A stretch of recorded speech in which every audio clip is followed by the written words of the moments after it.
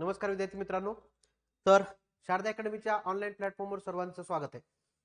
आपण एक नवीन सर्वांसाठी एक नवीन बॅच लॉन्च करतोय आणि ही बॅच म्हणून बॅच लॉन्च करतोय असं नाही, हे पहिलं लेक्चर आहे. आजचं हे सायन्स अँड टेक्नॉलॉजीचं फर्स्ट लेक्चर आहे, जे सुरू होणार आहे आपल्या ऍप्लिकेशनला. शारदा अकॅडमीचं ऍप्लिकेशन आहे, त्या ऍप्लिकेशनला ही बॅच आपण रन करतोय. आता या बॅचला, ही बॅच कशाशी संबंधित आहे तर ही पूर्णपणे राज्य सेवा या स्टेट सर्व्हिसेसशी संबंधित बॅच आहे. बघा, स्टेट सर्व्हिस, राज्य सेवा, बघा राज्य सेवा मुख्य परीक्षा, खास करून ही बॅच आहे राज्य सेवा मुख्य परीक्षेशी निगडीत. आणि राज्य सेवा मुख्य परीक्षेचा जीएस क्रमांक 4, ज्याचे कंप्लीट 45 मार्क्स. ओके, म्हणजे मी म्हणेल की हा तसं बघायला गेलं तर इतिहासापेक्षाही मोठा पार्ट आहे. म्हणजे इतिहास 60 मार्काला नक्कीच आहे GS1 मध्ये, परंतु आउटपुटचा जर रेशो लक्षात घेतला, इनपुटचा आणि आउटपुटचा, इनपुट म्हणजे किती वाचायचे आणि आउटपुट म्हणजे किती मार्क्स पाडायचे, ह्या दोघांचा जर रेशो घेतला तर हा इतिहासापेक्षाही मोठा विषय ठरतो. या 45 मार्क्सवर आपल्याला मुख्य परीक्षेतून आपल्याला मुलाखतीला जाण्याचा जो काही मार्ग आहे यामध्ये खूप तफावत निर्माण होते. हे 45 मार्क्स महत्वाचे आहेत. 2020चा बदलत्या अभ्यासक्रमानुसार काही चेंजेस केलेले आहेत, त्याच्यात 45 मार्क एकतर झालेले आहेत, याच्या आधी 40 मार्क होती. 45 मार्क्स आता या पुढं विचारली जातील, कारण 2020ला चेंज झाला सिलेबस आणि 45 क्वेश्चन्स आली होती. मग त्याचे वर्गीकरण मी थोडक्यात आज घेणार आहे आणि त्यानंतर मी आज खऱ्या अर्थानं टॉपिकला सुरुवात करणार आहे, म्हणजे तुम्हाला लक्षात येईल की कशा पद्धतीने आपण या टॉपिकमध्ये जाणार आहोत. बघा, सायन्स, जनरल सायन्स हा पूर्व परीक्षेचा विषय आहे आणि सायन्स अँड टेक्नॉलॉजी हा मुख्य परीक्षेचा विषय आहे. काही विद्यार्थी नवीन असतात की ज्यांना या दोन्ही मधला फरक जाणवत नाही किंवा लक्षात येत नाही. जनरल सायन्स वेगळं मित्रांनो आणि सायन्स अँड टेक्नॉलॉजी वेगळं, हे दोन्ही विषय पूर्णपणे वेगळे आहेत. आता या लेक्चरमध्ये, म्हणजे पहिलं लेक्चर आहे, पहिल्या लेक्चरमध्ये मी खऱ्या अर्थानं म्हणजे पूर्ण टॉपिक तर घेणारच आहे, परंतु एक महत्वाची बाब मला इथे सांगायची आहे, ते म्हणजे आपलं बुक सुद्धा लॉन्च झालेलं आहे. तर त्या बुकचा पूर्ण, म्हणजे नवीन बुक आहे, 2022 मध्येच लॉन्च केलेलं बुक आहे, ज्याच्यामध्ये पूर्ण अपडेटेड 25 फेब्रुवारी पर्यंतची इन्फॉर्मेशन मी त्यात दिलेली आहे. कारण सायन्स अँड टेक्नॉलॉजी हा टॉपिक खऱ्या अर्थानं मुख्य परीक्षेला करंट बेसवर विचारला जातो. म्हणजे 45 प्रश्नांपैकी 10 ते 12 प्रश्न करंट ओरिएंटेड असतात आणि बाकी जो काही स्टॅटिक डेटा आहे तो काही बदलणार नाही. स्टॅटिक डेटा तो तशाच तसा राहणार आहे. या पूर्ण बॅचच्या माध्यमातून आपण मॅक्झिमम मार्क्स कडे वळणार आहोत आणि आयोगाचे प्रश्नांचं सुद्धा याच्यामध्ये आपल्याला रिव्हिजन होणार आहे, किंवा आयोगाचे प्रश्न सुद्धा मी याच्यामध्ये घेणार आहे, जे की त्या टॉपिकशी संलग्न असणारी प्रश्न मी घेणार आहे. त्याच्यामुळं 100% परफेक्शन या टॉपिकमध्ये येईल अशी मला एक अपेक्षा आहे. बघा, ही बॅच लॉन्च आपण केलेली आहे. रोज या बॅचचे 2 लेक्चर्स अपलोड केले जातील. एक आहे बायोटेक्नॉलॉजी नावाचा सब्जेक्ट, ज्याचे ऑलरेडी प्री रेकॉर्डेड लेक्चर्स आहेत, ते एक लेक्चर अपलोड केलं जाईल. आणि दुसरं म्हणजे नवीन जो काही टॉपिक आहे त्याचं एक लेक्चर अपलोड केलं जाईल. असे रोज 2 लेक्चर्स अपलोड केले जातील आणि अराउंड 15 ते 20 दिवसात तुम्हाला पूर्ण लेक्चर्स उपलब्ध करून दिली जातील. एक अराउंड 35 ते 40 लेक्चर्स असतील. मी ते एकूण 30 प्लस टाकले, पण एक 35 पर्यंत अराउंड होतील असा एक अंदाज आहे. एवढ्या छोट्या लेक्चर्स मध्ये 1-1 तासाचं एक लेक्चर असणार आहे अराउंड. एवढ्या कमी कालावधीमध्ये आपल्याला मॅक्झिमम मार्क्सचा अप्रोच करून देण्याचं काम माझं आहे. तुम्ही जनरल सायन्स या सब्जेक्टला विश्वासानं, किंवा आतापर्यंत ज्या पद्धतीने मी तुम्हाला दिले तो विश्वास तुम्ही तुमच्याकडून पडलेल्या मार्क्सनुसार जो काही सार्थ ठरवलाय, तसाच सायन्स अँड टेक्नॉलॉजीचा गेल्या वर्षीच्या काही विद्यार्थ्यांनी ठरवलाय. आता ही पूर्णपणे नवीन रेकॉर्डेड बॅच असणार आहे, तर यांचा सर्वांनी जास्तीत जास्त उपयोग करून घ्यावा. ही बॅच कोण जॉईन करू शकतं? जे लोक आता येणाऱ्या राज्यसेवा मुख्य परीक्षेसाठी आहेत, येस, किंवा जे पुढच्या राज्यसेवा मुख्य परीक्षेची तयारी करतात, अशा दोन्ही लोकांसाठी ही बॅच असणार आहे. राज्यसेवा 19 जून 2022 ची जी पूर्व परीक्षा देणारे विद्यार्थी त्यांनी पण हा पार्ट करून घेऊ शकता, जेणेकरून तुम्हाला पुढे चलून सायन्स अँड टेक्नॉलॉजी हा झालेला विषय असेल आणि पूर्व आणि मुख्य मध्ये जो काही गॅप आहे त्यात तुम्हाला जास्त वेळ द्यायची गरज नाही पडणार. असे विद्यार्थी तुम्ही ही बॅच जॉईन करू शकता. आणि जे विद्यार्थी मुख्य परीक्षेला आहेत अपकमिंग, ते तर जॉईन करणारच आहेत मला माहिती आहे, तर हे दोन्ही विद्यार्थी जॉईन करू शकता. ह्या बॅचची सध्या एक स्वागत मूल्य म्हणून किंवा इंट्रोडक्टरी फी म्हणून जी 999 आहे. मुख्य परीक्षेच्या तशा बघायला गेल्या तर बॅचेस च्या फी ह्या बऱ्यापैकी असतात. 50 मार्क असले तरी फी 4-5 हजार अशापर्यंत आहेत. परंतु मी 45 मार्क आहेत तरी पण फीचा अंदाज घेतला तर मी बऱ्यापैकी सर्वांना परवडेल अशी फी ठेवली आहे. पण एवढंच लक्षात ठेवा की ही फॉर फर्स्ट 50 स्टुडंटसाठी असणार आहे, पहिल्या 50 विद्यार्थ्यांसाठी असणार आहे. चला तर आपण आता डायरेक्टली या टॉपिक मध्ये काय काय घेणार आहोत बघा. Science and technology. Science and technology energy science नावाचा आपल्याला एक टॉपिक पाहायचा आहे. Energy science. एनर्जी सायन्स पहिला टॉपिक आहे ज्याला ऊर्जा विज्ञान असं म्हणतात. आता ऊर्जा विज्ञान बघा, सगळ्यात पहिल्यांदा सायन्स अँड टेक्नॉलॉजी 2020 चा पॅटर्न काय, 2020च्या पॅटर्न नुसार काय काय चेंजेस झालेत, काय काय आहे हे आपल्याला इथं माहित असणं आवश्यक आहे. 2020च्या पॅटर्न मी एक एक गोष्ट सांगतो. सगळ्यात महत्वाचं म्हणजे एक पहिला टॉपिक आहे ऊर्जा विज्ञान, ज्याच्यावर 4 प्रश्न आयोगानं विचारली होती. त्याच्यानंतर दुसरा टॉपिक आहे कम्प्युटर अँड आयटी म्हणजे संगणक आणि माहिती तंत्रज्ञान, याच्यावर आयोगाने 10 प्रश्न विचारली होती. बघा मी हे सांगतोय की बदललेल्या पॅटर्न मध्ये कुठं कुठं बदललंय मी तुम्हाला सांगणार आहे. बघा स्पेस सायन्सचे 7 प्रश्न यावर्षी विचारली होती, ज्याला अंतराळ विज्ञान म्हणतो आपण. त्याच्यानंतर चौथा टॉपिक आहे बायोटेक्नॉलॉजी, ज्याची 15 प्रश्न विचारली होती यावर्षी. त्याच्यानंतर आहे न्यूक्लिअर टेक्नॉलॉजी, यस, ज्याला अणु तंत्रज्ञान किंवा भारताचे आण्विक धोरण, यस, इंडिया न्यूक्लिअर स्ट्रॅटेजी किंवा न्यूक्लिअर पॉवर जी काय आहे त्याचे 4 प्रश्न यावर्षी आले होते. आणि सगळ्यात शेवटचा टॉपिक आहे डिझास्टर मॅनेजमेंट, आपत्ती व्यवस्थापन, याचे 5 प्रश्न आले होते. असे 45 प्रश्न आलेले आहेत. फक्त एक महत्वाचा बदल इथं झालाय तो म्हणजे याच्यामध्ये, यस, म्हणजे 2020 मध्ये हा बदल झालाय की आधी 5च प्रश्न यायची, तर 5 प्रश्न जी वाढलीत ती कम्प्युटर आणि आयटी मध्ये वाढलीत. शक्यतो आयोगाचा पॅटर्न हा एकदा चेंज झाला की तो कंटिन्यू तसाच राहतो. आता कदाचित असं होईल या वर्षी किंवा पुढच्या वर्षीच्या एक्झामला की बाबा हे 5 प्रश्न दुसरीकडे शिफ्ट होतील, असं नाही की नाहीच होणार. परंतु माझं मत जर काय असेल तर आयोगाने एकदा 2020 चा सिलेबस चेंज केल्यानंतर जर प्रश्नाची संख्या ज्या पद्धतीनं मॅनेज केली आहे ती तशीच राहते. इथं फरक जास्तीत जास्त काय पडेल की हे स्पेस सायन्सचे 7 प्रश्न 5 होतील, इथं 5 येतील आणि इथं 5 येतील, बस एवढा फरक पडेल. म्हणजे हे बाकी सगळ्यांचे 5-5, कम्प्युटर आणि आयटीचे 10 आणि बायोटेक्नॉलॉजीचे 15, असे 45 प्रश्न आपल्याला इथं विचारले जाण्याची शक्यता आहे. तर या पूर्ण ह्याच्यासाठी आपण हे 6 टॉपिक मी तुमच्याकडून करून घेणार आहे. गेल्या वर्षी झालेल्या एक्झाम मध्ये आपल्या पुस्तकातून 30 प्रश्न आली होती. ह्या 45 पैकी आउट ऑफ 45 30 प्रश्न येणं म्हणजे मुख्य परीक्षेसाठी आतापर्यंत सायन्स अँड टेक्नॉलॉजी मध्ये 2013 पासून घडलं नाही. यस, तुम्ही स्वतः जाऊन अनालिसिस करा, आतापर्यंत घडलं नाही. पहिल्यांदाच असं झालंय की 30 प्रश्न एखाद्या पुस्तकातून आलेत. म्हणजे मी तुम्हाला म्हटलं ना की इतिहास नावाचा विषय आहे, भूगोल आहे, त्याच्यापेक्षाही जर तुम्ही इफेक्टिव्हिटीचा विचार केला तर 45 पैकी 30 मार्क येणं आणि उरलेले 15 प्रश्न ही कसे सोडवायचे हे बॅचच्या माध्यमातून जर आपल्याला समजत असेल तर ते फार फायदेशीर ठरतं. मुख्य परीक्षेचा बल्क वाढतो. मुख्य परीक्षा तुमच्या स्कोरचा बल्क हा फक्त सायन्स अँड टेक्नॉलॉजी खूप चांगल्या पद्धतीने वाढवू शकतो. ज्या पद्धतीने HRD स्कोरिंग आहे त्या पद्धतीने सायन्स अँड टेक्नॉलॉजी हा सुद्धा स्कोरिंग आहे. फक्त त्याला एक योग्य वे पाहिजे, काय वाचायला पाहिजे, कसं वाचायला पाहिजे, प्रश्न कसे निर्माण होतात, या सर्वांसाठी ही बॅच असणार आहे. चला तर मग पहिला टॉपिक आपण डायरेक्टली सुरुवात करूया. एनर्जी सायन्स, ऊर्जा विज्ञान. चलो स्टार्ट. बघा सगळ्यात पहिल्यांदा ऊर्जा विज्ञानचा जो सिलेबस दिलाय त्या सिलेबस नुसारच जाणार आहोत. आयोगानं दिलेल्या सिलेबस नुसार जायचंय आपल्याला, कसल्याही प्रकारचा बदल आपल्याला ह्याच्यात नकोय. आयोगाने सिलेबस देताना दिलाय ऊर्जा विज्ञान, डायरेक्ट टॉपिकचं नाव दिलंय ऊर्जा विज्ञान, इंग्रजी म्हटलंय एनर्जी सायन्स. बघा हे घेत असताना मी मराठी आणि इंग्रजी दोन्ही भाषेत घेणार आहे. त्यामुळे मराठीत अभ्यास करणाऱ्या विद्यार्थ्यांना असं वाटू नये की सर इंग्रजीतच घेतायत का आणि इंग्रजी वाटल्यानं वाटू नये की मराठीत घेतायत का. त्याच्यामुळे दोन्हीचे बॅलेन्स या लेक्चर मध्ये 100% केलं जाईल, हा विश्वास ठेवा तुम्ही. बघा सगळ्यात पहिला टॉपिक जर मी काय घेणार असेल तर पारंपरिक ऊर्जा स्त्रोत. पारंपरिक म्हणजे ज्याला कन्व्हेन्शनल एनर्जी सोर्सेस म्हणतात. मग त्याच्यामध्ये जीवाश्म इंधन आणि ज्वलन, ओके, औष्णिक विद्युत, जलविद्युत, मग त्या जलविद्युत मध्ये भरती लहरी जी शक्ती असतात, आणि एक नवीन टॉपिक याच्यात ऍड केलाय जो आधी कधी नव्हता, ते म्हणजे essential fluid mechanism for energy conversion, म्हणजे त्याला काय म्हणतात आवश्यक द्रव गतिशास्त्र ऊर्जा रूपांतरण. हे एक प्रिन्सिपल आहे, हे एक नवीन सिलेबस मध्ये ऍड झालेलं आहे जे की आतापर्यंत नव्हतं. तर हा पहिला टॉपिक असणार आहे. त्याच्यानंतर बघा दुसरा टॉपिक बद्दल जर गेलो आपण, अपारंपरिक ऊर्जा स्त्रोत. येस, अपारंपरिक ऊर्जा स्त्रोत. अपारंपरिक, आता हे काय फरक असतात, कसं असतं, हे सर्व आपण डिटेलमध्ये शिकणार आहोत. अपारंपरिक ऊर्जा स्त्रोतामध्ये जर गेलात तर सगळ्यात पहिली त्याचा परिचय आपल्याला लक्षात घ्यायचा. तत्व काय आहे, म्हणजे प्रक्रिया काय, मग त्याच्यात जेवढे काही आपल्याला ऑप्शन्स महत्वाचे आहेत ते सगळे इथं दिलेली आहेत, इंग्रजीत पण दिलीत, मराठीत पण दिलीत. ह्याच्यावर सर्वसाधारणपणे जास्त प्रश्न विचारले जातात पहिला जो पार्ट होता त्याच्यापेक्षा.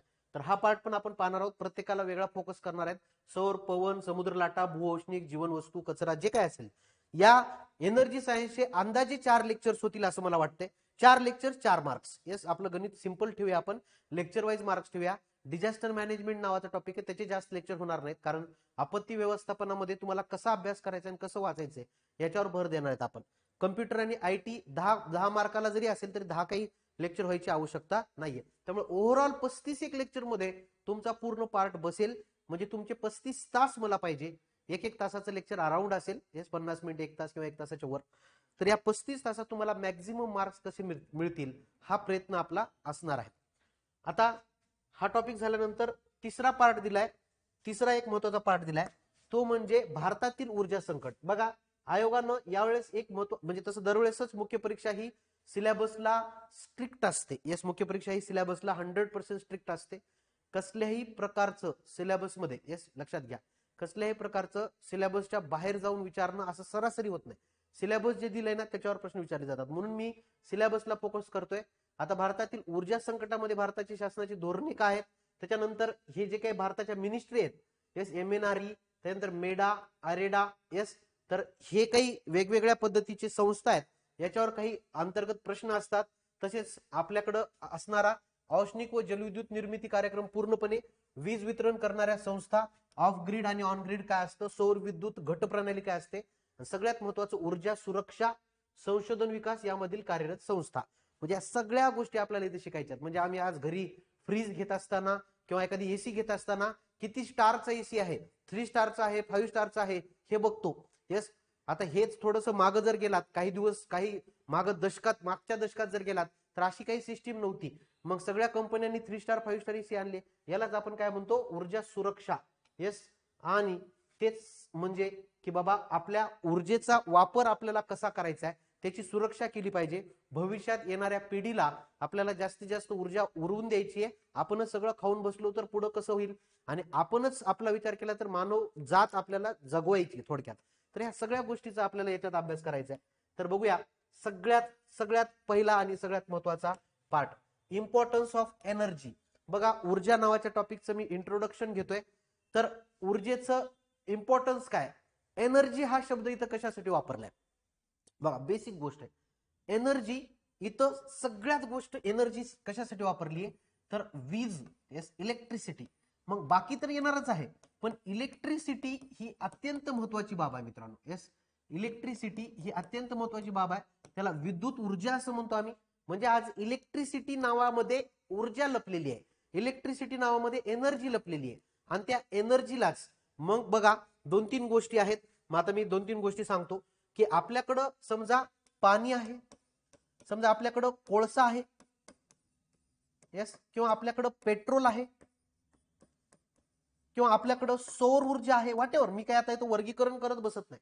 व्हॉटएव्हर, कुठलीही गोष्ट असू द्या, आपल्याकडे समजा कुठलाही भाग असू द्या, पाणी आहे, कोळसा आहे, पेट्रोल आहे, सौर ऊर्जा आहे, किंवा आपल्याकडे असणारी हवा आहे, कुठली फॉर्म हा एनर्जीचा असतो, ऊर्जेचा असतो.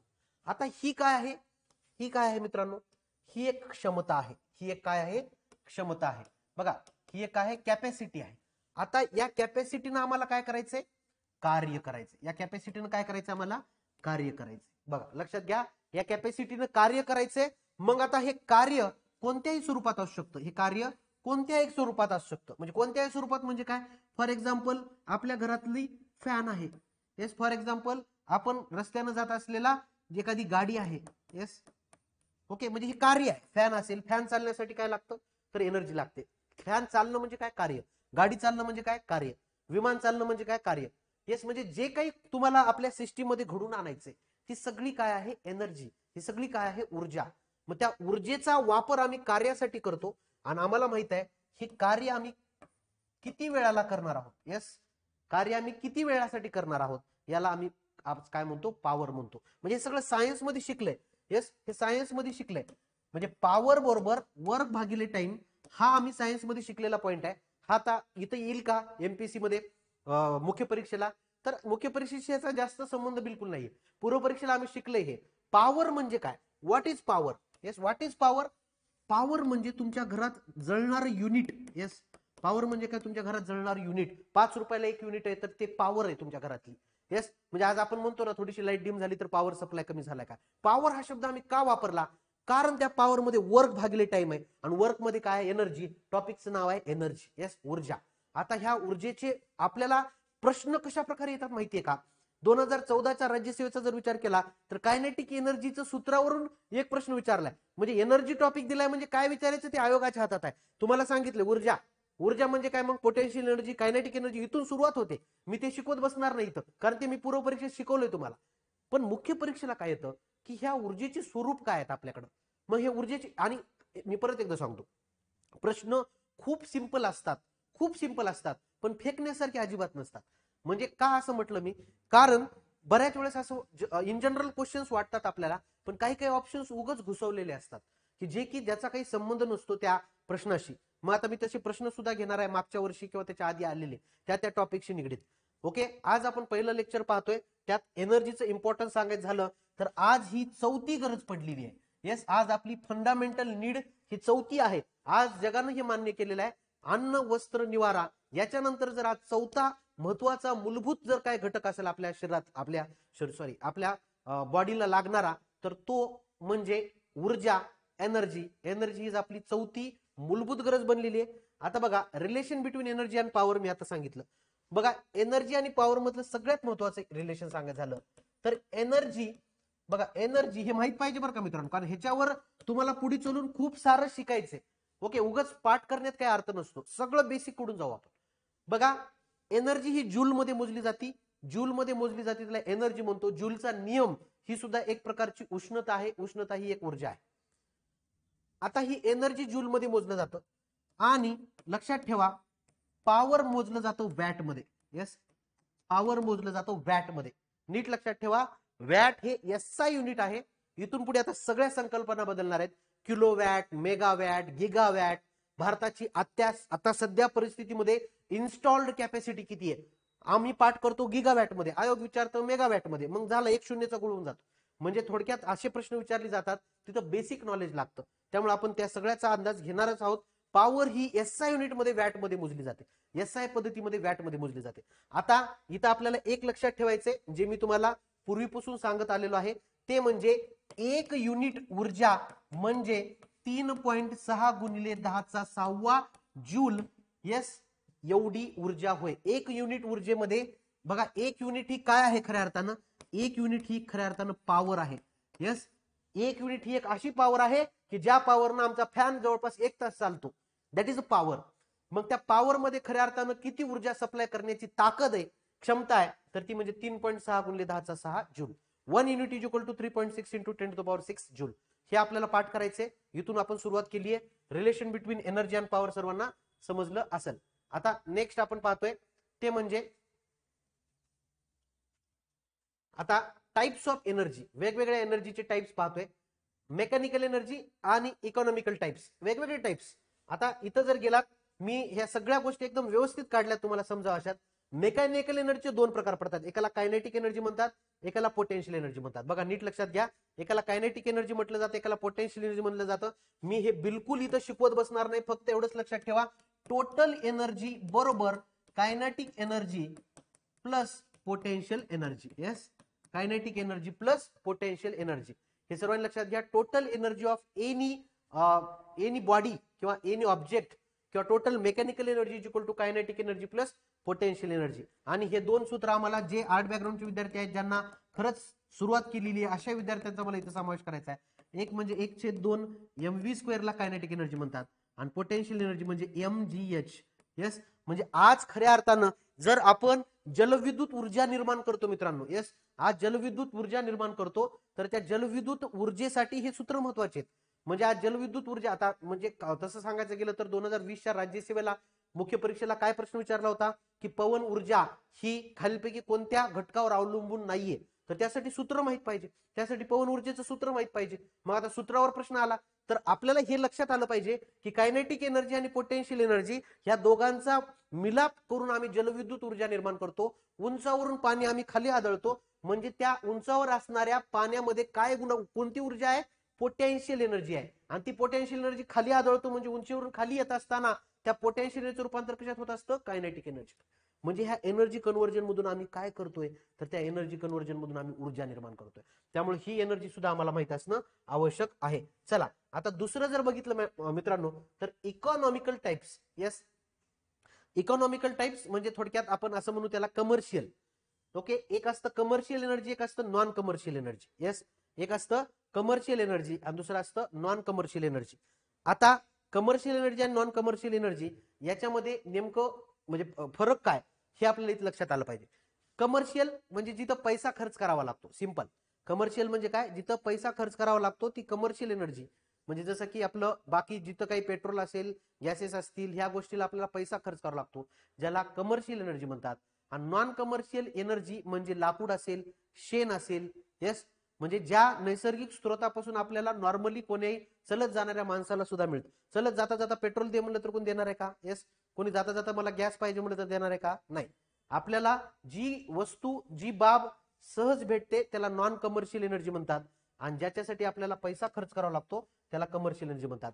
म्हणजे शेण असेल किंवा आपण शेणाच्या जे काही गौऱ्या बनवतात किंवा जे काही लाकूड असेल, हे सगळे कशाचे एक्झाम्पल्स आहेत, नॉन कमर्शियल एनर्जी एक्झाम्पल आहेत. आता नेक्स्ट जर बघितलं मित्रांनो, तर आणखीन दोन टाइम्स मी इथं दिले आहेत. एक आहे टाइप्स बाय ड्युरेशन, म्हणजे कधीपासून तुम्ही वापरात आणलेली आहे अशी सिस्टीम. तर बघा, एकाला म्हणतात कन्व्हेन्शनल एनर्जी, दुसऱ्याला म्हणतात नॉन कन्व्हेन्शनल एनर्जी. आता इथे घेताना मी सगळं इंग्रजीत घेतलंय, पण त्याला मराठीत पुढच्या स्लाइड मध्ये मी घेतलेलं आहे. बघा, कन्व्हेन्शनल एनर्जी म्हणजे थोडक्यात ह्याला काय म्हटलंय की पारंपरिक ऊर्जा. येस, कन्व्हेन्शनल एनर्जी म्हणजे काय, पारंपरिक ऊर्जा. आणि नॉन कन्व्हेन्शनल म्हणजे काय, अपारंपरिक ऊर्जा. येस, अपारंपरिक ऊर्जा. दिस व्हेरी व्हेरी इम्पॉर्टंट. बघा, कन्व्हेन्शनल एनर्जीला पारंपरिक म्हणतात, नॉन कन्व्हेन्शनलला अपारंपरिक. हे ड्युरेशन नुसार इथं वापरलंय. जिथं आपण पहिल्यांदा इंजिनाची निर्मिती झाली, सगळ्यात पहिल्यांदा जेव्हा इंजिन निर्माण झालं औद्योगिक काळामध्ये. औद्योगिक काळ हा कधीच आहे, तर औद्योगिक काळ हा 17व्या-18व्या शतकामधला आहे. जेव्हा ह्या गोष्टीची निर्मिती झाली तेव्हापासून जी ऊर्जा वापरली जाते त्याला पारंपरिक ऊर्जा म्हणतात. पारंपरिक ऊर्जा नीट लक्षात घ्या, पारंपरिक ऊर्जा किंवा कन्व्हेन्शनल एनर्जी म्हणजे खूप प्राचीन काळात वापरतात असं नाही. बघा, मुद्दामून आयोग फसवतं की बाबा कन्व्हेन्शनल एनर्जी म्हणजे काय, प्राचीन काळापासून वापरत असलेले नाही. औद्योगिक काळापासून वापरत असणारी जी ऊर्जा आहे, जलविद्युत ऊर्जा, जीवाश्म ऊर्जा, औष्णिक थर्मल पॉवर प्लांट्स जे की कोळशापासून मिळून, ह्याला पारंपरिक म्हणतात. पारंपरिक म्हणजे आपण फार जुन्या काळात जायचंय असं नाही, हे इथं लक्षात घ्या. आणि अपारंपरिक म्हणजे नॉन कन्व्हेन्शनल एनर्जी म्हणजे जे आज आम्ही नवीन शतकामध्ये म्हणजे 21व्या शतकामध्ये वापरल्या जाणाऱ्या ज्या काही ऊर्जा आहेत, ज्या नव्यानं वापरल्या जात आहेत, त्यांना आपण अपारंपरिक ऊर्जा म्हणतो. मग अपारंपरिक ऊर्जेमध्ये जर विचार करायचा झाला तर सौर ऊर्जा असेल, पवन ऊर्जा असेल किंवा इतर अशा नवीन ऊर्जा की ज्या काय म्हणतात नॉन कन्व्हेन्शनल म्हणून ओळखल्या जातात. नवीन, येस, नवीन संकल्पना. आता बघा, तिसरा टाइप आहे की लिमिटेशन्स, म्हणजे जी संपणारी आहे, येस, ती नॉन रिन्युएबल म्हणजे अपुनर्निर्मितीक्षम ऊर्जा, म्हणजे ज्याचे मर्यादित साठे आहेत. म्हणजे आज इथून पुढे 200 वर्षानं आज आपल्याकडे कोळसा नसेल असं म्हटलं जातं, किंवा कोळसा म्हणण्यापेक्षा खनिज तेलावर जर जास्त भर दिला, चला कोळशाला तरी आपण रिझर्व ठेवू शकतो, पण खनिज तेल, येस, आता आता कुठे इलेक्ट्रिक स्कूटर्स आल्यात. ओके, म्हणजे इलेक्ट्रिक स्कूटर आल्यामुळे आपण काहीतरी त्याला इतर पर्याय निर्माण करू शकतो. परंतु इतके दिवस आपण पेट्रोल किंवा नैसर्गिक गॅस, सीएनजी वगैरे म्हणतो आपण, याच्यावरच अवलंबून होतो. म्हणजे येत्या 200 वर्षामध्ये ते संपणार आहेत, त्याला काय म्हणतात, नॉन रिन्युएबल. बघा, हे सगळं सोपं वाटतं पण काही प्रश्न महत्वाचे असतात. ओके, नंतर असतं ते renewable energy. Yes, renewable energy. Renewable energy कशाला म्हणतात, अशी ऊर्जा, बघा लक्षात ठेवा, अशी ऊर्जा की जी पुन्हा पुन्हा वापरता येते किंवा ती कितीही अमर्याद प्रमाणात वापरता येते. बघा, दोन्ही गोष्टी आहेत. ओके, दोन्ही गोष्टी त्याच्यात. पुन्हा पुन्हा वापरता येते. बघा, मी ह्या दोन्हीचा अर्थ मी नीट समजून घ्या. पुन्हा पुन्हा वापरता येते म्हणजे काय, की वापरताना खर्च होत नाही. हे फार महत्वाचं आहे, नीट लक्षात ठेवा. पुन्हा पुन्हा वापरता येते म्हणजे ती वापरताना खर्च होत नाही. आणि दुसरी हिचा अर्थ असा आहे की कितीही वापरली तर संपत नाही. फॉर एक्झाम्पल, दोन एक्झाम्पल मी इथं वेगळे देतो. आता रिन्युएबल एनर्जी म्हणजे पुनर्निर्मितीक्षम ऊर्जा. पुनर्निर्मितीक्षम ऊर्जेमध्ये येतं काय, बघा नीट लक्षात ठेवा, दिस व्हेरी व्हेरी इम्पॉर्टंट. बघा, मी इथे एक बाब प्रामुख्याने देतोय की रिन्युएबल एनर्जी म्हणजे जी नव्या प्रकारे ज्याचा वापर अमर्यादित करता येतो. येस, ज्याचा वापर अमर्यादित करता येतो. This a very very important, की ज्याचा वापर अमर्यादित करता येतो त्याला रिन्युएबल एनर्जी असं म्हणतात, अमर्यादित वापरली जाणारी एनर्जी. परंतु इथं दोन गोष्टी बघा, संपुष्टात येत नाही म्हणजे ती पुन्हा पुन्हा वापरता येते. जसं की जलविद्युत, हा फार महत्वाचा एमसीक्यू. जलविद्युत, आता जलविद्युत ऊर्जा म्हणजे ज्या पाण्यापासून, बघा नीट लक्षात घ्या, ज्या पाण्यापासून आम्ही ऊर्जा निर्माण करतो हायड्रो इलेक्ट्रिक पॉवर प्लांट मध्ये, जलविद्युत ऊर्जामध्ये ज्या पाण्यापासून आम्ही निर्माण करतोय, वीज निर्माण करतोय, इलेक्ट्रिसिटी निर्माण करतोय, ते पाणी संपत नाही. त्या पाण्याच्या फक्त आम्ही, मी थोड्या वेळाखाली सांगितलं, त्या पाण्याचा आम्ही काय यूज करतो, फक्त पोटेन्शियल एनर्जीचं रूपांतर कशात करतो, कायनेटिक एनर्जी. आणि ह्या रूपांतरणामधून जी ऊर्जा मिळते ती ऊर्जा म्हणजे तुमची वीज होय. म्हणून हे फक्त रूपांतरण होतंय, इथं कसल्याही प्रकारचं पाणी खर्च होत नाही, म्हणजे पाणी तेवढंच राहतंय. येस, कोयनाचं आपलं धरण असेल किंवा इतर काही जिथले जलविद्युत प्रकल्प पाहता, नर्मदा पाहता, म्हणजे जिथं पाणी संपणार नाहीये त्या पाण्याचा यूज हा परत होणारच आहे. म्हणजे पाण्याची फक्त आम्ही काय केली, पोटेन्शियल एनर्जीचं रूपांतर कायनेटिक एनर्जी केलं. हा एक प्रकार आहे. आणि दुसरा एक प्रकार आहे, दुसरा रिन्युएबल प्रकार जर म्हटलं तर तो म्हणजे सौर ऊर्जा. येस, सौर ऊर्जा. आता लक्षात ठेवा, सौर ऊर्जा वापरलीच जात नाही असं नाही. सौर ऊर्जा आम्ही वापरतो, सूर्याने दिलेला प्रकाश घेतो आणि त्याचं कन्व्हर्जन आम्ही कशात करतो, एनर्जी मध्ये करतो. म्हणजे इथं खऱ्या अर्थानं सौर ऊर्जा युटिलाइज झाली. येस, युटिलाइज झाली म्हणजे प्रकाश वापरला आम्ही. येस, पण हा प्रकाश आपल्याला जोपर्यंत पृथ्वी आहे तोपर्यंत अमर्याद आहे, त्यामुळे ही रिन्युएबल सोर्स आहे. त्यामुळे दोन रिन्युएबल सोर्सेस मध्ये फरक तुम्हाला लक्षात आला असेल. म्हणूनच हा जलविद्युत नावाचा जो प्रकार आहे तो एकाला अपवाद ठरतो, ते आपण पाहणार आहोत. येस, लक्षात आलं. Non renewable, renewable. आता मी थोडस समोर येतो. बघा, समोर जर आलात तर आपल्याला इथं लक्षात येईल, हे फार महत्वाचं आहे. बघा, आता फार महत्वाचं आहे, समजावं, व्यवस्थित समजावं, म्हणून मी इथं असं कन्व्हर्जन करून दिले की कन्व्हेन्शनल एनर्जीलाच, पारंपरिक ऊर्जेलाच नॉन रिन्युएबल म्हणतात. This a very very important MCQ. लक्षात ठेवा. आता हे कोणाला लागू होत नाही, कोणाला लागू होतं, हे सुद्धा आपल्याला लक्षात आलं पाहिजे. कन्व्हेन्शनल एनर्जी म्हणजे पारंपरिक ऊर्जा स्त्रोतालाच अपुनर्निर्मितीक्षम म्हणतात. कारण पारंपरिक वापरायला आम्ही सुरुवातच केली अशा काळात की ज्या काळात आम्हाला खूप अवघड काही नको होतं, सोपं चला खोदा काहीतरी सापडलं, चला ह्याचा उपयोग करा. म्हणजे आम्ही ह्या पारंपरिक काळाला सुरुवातच कशामुळे केली, की आमच्याकडे काहीतरी अवेलेबल होतं, ते संपण्याची भीती आम्हाला तेव्हा नव्हती, त्यामुळं ते अपुनर्निर्मितीक्षमच आहेत. एका बाजूला नॉन आहे, दुसऱ्या बाजूला नॉन नाही. म्हणजे नॉन रिन्युएबल हे कन्व्हेन्शनल असतात आणि ह्याच्या उलट नॉन कन्व्हेन्शनल रिन्युएबल असतात. हे सुद्धा इतकंच खरं आहे की बाबा, ज्या अपारंपरिक ऊर्जा आहेत त्या पुनर्निर्मितीक्षम आहेत.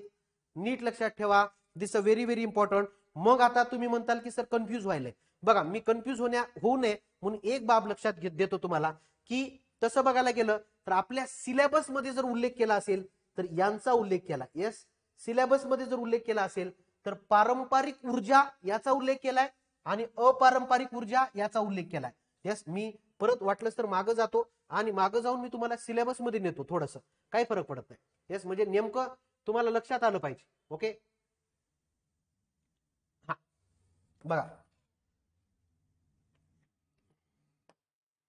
बघा इथं काय उल्लेख केलाय, पारंपरिक ऊर्जा स्त्रोत, आणि इथं काय म्हटलंय, कन्व्हेन्शनल एनर्जी सोर्सेस. सिलेबस मध्ये पारंपरिक हा शब्द इथं यूज केलाय. इथं काय यूज केलाय सिलेबस मध्ये, अपारंपरिक ऊर्जा स्त्रोत, नॉन कन्व्हेन्शनल एनर्जी सोर्सेस असा विचारलाय. त्यामुळे इथं आपल्याला व्यवस्थित लक्षात घ्यायचंय की आता मी तुम्हाला पुढे घेऊन जातो आणि तुम्हाला हे सगळं लक्षातच आलं पाहिजे की बाबा नेमकं माझे म्हणणं काय, तुम्हाला प्रश्न कसे विचारले जातात हे आपण इथं लक्षात घेऊ. बघा, ह्या स्लाइडवर होतो आपण, तर लक्षात घ्या हे शब्द आपल्याला जास्त महत्वाचे आहेत. हे शब्द आपल्या सिलेबस वाईज जास्त महत्वाचे आहेत, पण याचा वापर जास्त होतो, वापर यांचा जास्त होतो. आज आपल्याकडं एक मंत्रालय आहे, त्या मंत्रालयाचं नाव आहे ministry of non renewable energy. Yes, काय म्हणतात मंत्रालयाचं नाव, काय, MNRE. येस, लक्षात येते, ministry of non renewable energy, non renewable, sorry, ministry of renewable energy sources. Yes, ministry of renewable, new and renewable असं आहे, सॉरी नॉन रिन्युएबल नाही, ministry of new and renewable energy sources, new and renewable energy sources. तर याचं long form आहे. त्याच्यामुळं आपल्याकडे अपारंपरिक ऊर्जा मंत्रालय असं नाही, त्यामुळे वापर कोणाचा जास्त होतो, यांचा. वापर कोणाचा जास्त होतो यांचा, आणि सिलेबस मध्ये पॉइंट आहेत हे मेन्शन. पण तुम्हाला एवढं लक्षात ठेवायचंय की आता फॉर एक्झाम्पल मी म्हणतो की बाबा आम्ही जीवाश्म इंधन घेऊया. येस, जीवाश्म इंधन. आता जीवाश्म इंधन हा कोणत्या प्रकारात येत असेल बघा, इथं असा बाण मारलाय आणि असा बाण मारलाय. येस, याचा अर्थ काय की ते एकच प्रकारात कुठेतरी आले पाहिजे, इकडं नाही तर इकडं. आता जीवाश्म इंधन हा संपणार आहे. संपणार आहे म्हणजे तो काय नॉन रिन्युएबल आहे. येस, संपणार आहे म्हणजे काय तो नॉन रिन्युएबल आहे, म्हणूनच तो पारंपरिक आहे. कारण जीवाश्म इंधन आम्ही कधीपासून वापरतो म्हणजे त्याच्यामध्ये पेट्रोल असेल, कोळसा असेल, नैसर्गिक गॅस असेल. ओके, म्हणून ते कन्व्हेन्शनल पण आहेत आणि नॉन रिन्युएबल पण आहेत.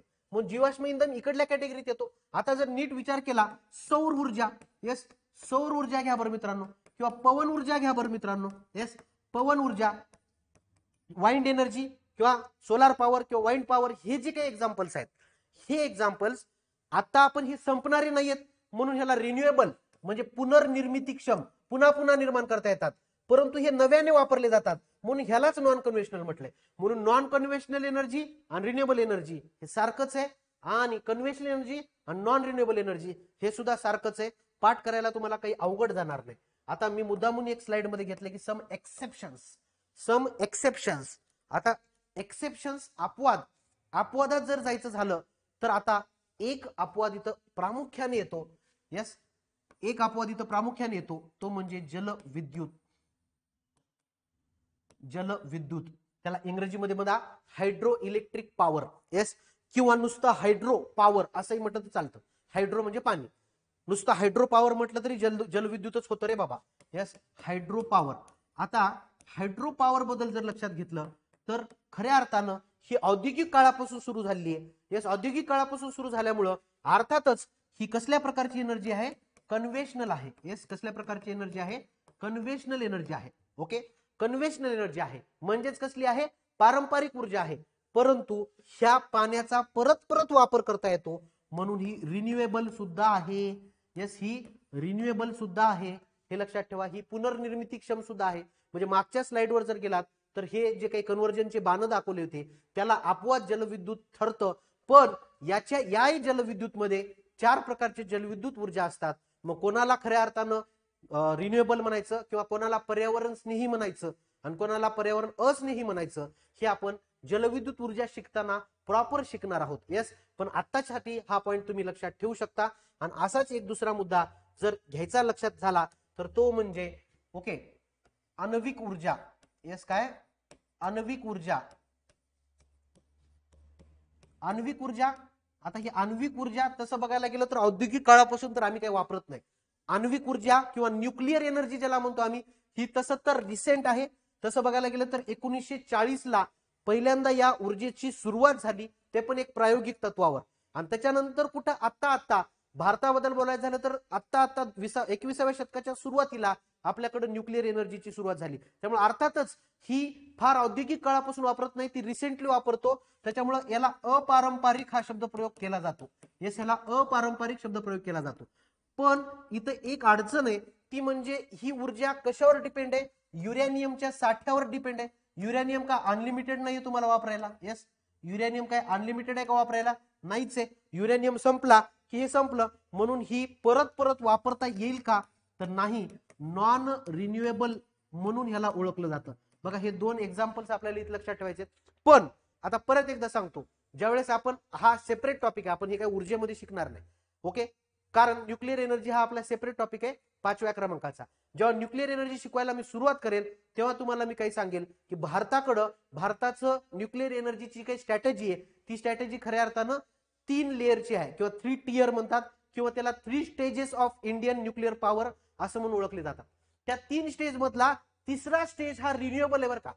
तिसरा स्टेज हा कसा आहे, रिन्युएबल आहे. तो कसा ते आपण तिथं शिकूया, पण आतापुरतं हे इथं लक्षात ठेवायचंय. ओके, सम एक्सेप्शन सगळ्यांना लक्षात आले. आता बघा, अत्यंत महत्वाचा इथं चार्ट मी घेतलाय. बघा, अत्यंत महत्वाचा चार्ट घेतलाय, ते म्हणजे कन्व्हेन्शनल एनर्जी. ओके, त्याला पारंपरिक ऊर्जा और यस, मी इथंच मुद्दा म्हणून वापरले, कन्व्हेन्शनल एनर्जीलाच काय म्हणता येईल, नॉन रिन्युएबल एनर्जी, अपुनर्निर्मितीक्षम ऊर्जा. यालाच आम्ही अपुनर्निर्मितीक्षम ऊर्जा म्हणू शकतो, म्हणायला काहीच हरकत नाही. ओके, पण याच्यात एकच महत्वाचा भाग घेतला जातो, तो म्हणजे जीवाश्म इंधन.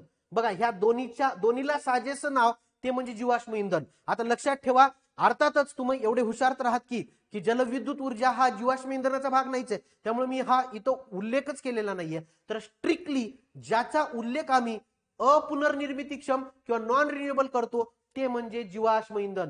त्यालाच फॉसिल फ्युअल असं म्हणतात, जीवाश्म इंधन. दिस व्हेरी व्हेरी इम्पॉर्टंट, सर्वांनी लक्षात घ्या, हे आपल्याला लक्षात आलं पाहिजे. आणि जीवाश्म इंधनामध्ये प्रमुख 3 बाबींचा इथं समावेश केला जातो. एकाला असं म्हणतो आम्ही कोळसा, एकाला म्हणतो पेट्रोलियम आणि दुसऱ्याला म्हणतो नैसर्गिक गॅस.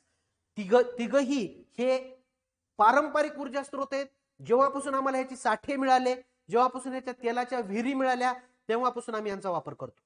यस, आणि हे संपणारे आहेत, म्हणजे इतक्या लवकर संपणारे आहेत की 200 वर्षामध्ये तेलाचे साठे संपण्याची शक्यता आहे, असं शक्यता वर्तवली गेली. म्हणजे थोडक्यात लक्षात घ्या की हे किती तात्पुरते आपल्याला वापरायला आहेत. आणि ह्याच्या उलट आहे की हे तयार होण्यासाठी मिलियन इयर्स लागतात, मिलियन.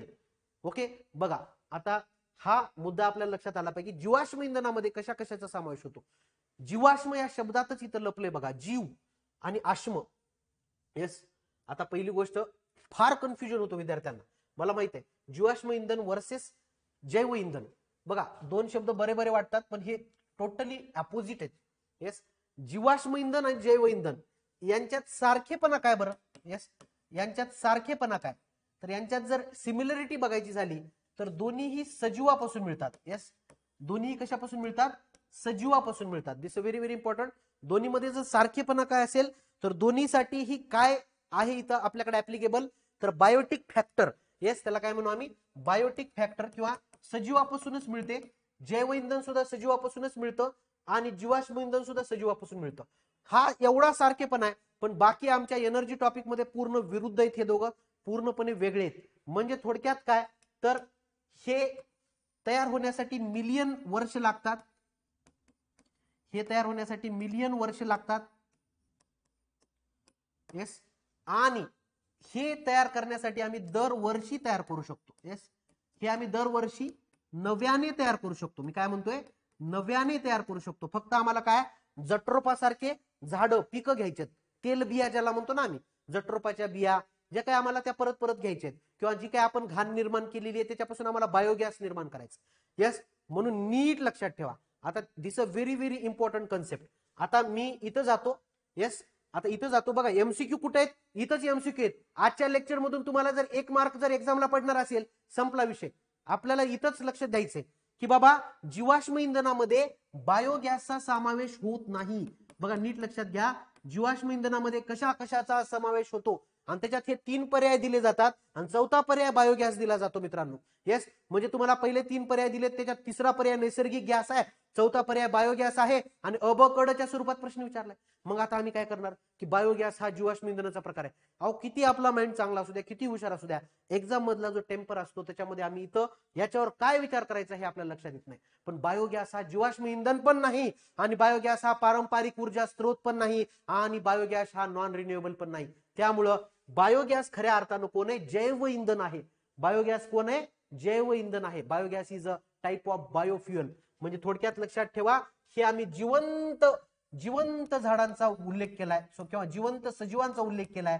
आणि हे जे जीवाश्म इंधन आहे ते मिलियन वर्षापूर्वी, नुसतंच मिलियन नाही बरं का, शेकडो मिलियन, आणखीन शेकडो हा शब्द वापरू शकता इकडं, शेकडो वर्षापूर्वीच्या मृत, बघा नीट लक्षात घ्या, शेकडो वर्षापूर्वीच्या मृत गाडल्या गेलेल्या, म्हणजे एवढं सालं तुम्हाला इथं लिहावं लागेल, इथं तसं लिहायची गरज नाही. येस, जिवंत म्हणजे थोडक्यात आत्ता पालापाचोळा आहे, खाली पडलाय, तो जिवंतच असतो थोडक्यात. त्याच्यापासून आम्ही बायोगॅस निर्माण करतो. जट्रोपाच्या बियापासून आम्ही आज बायोडिझेल काढले. म्हणजे थोडक्यात हे जे काही तुम्हाला मी आता सांगतोय ते बायोफ्युएल आहे. हे बायोफ्युएल नाही, हे फॉसिल फ्युएल आहे. फॉसिल या शब्दाचा अर्थ मातीखाली, दगडाखाली गाडल्या गेलेले करोडो किंवा मिलियन वर्षापूर्वीचे जीवाश्म. लक्षात येते. म्हणजे जीवाश्म इंधन आणि जैव इंधन याच्यामध्ये जमीन आसमानचा फरक आहे. सारखेपणा फक्त बायोटिक फॅक्टर्स इथं लागतात. नेक्स्ट, आता सगळ्यात महत्वाचा जर एमसीक्यू असेल तर तो जीवाश्म इंधनाची निर्मिती प्रक्रिया काय असेल, ह्याच्यावर एमसीक्यू कसा येतो.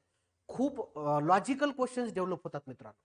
आता हे इथं जीवाश्म इंधन म्हटले, पहिली सगळ्यात महत्वाची गोष्ट, आपल्याकडं 2 गोष्टी आहेत. येस, आपल्याकडं पृथ्वीवर 2 गोष्टी आहेत.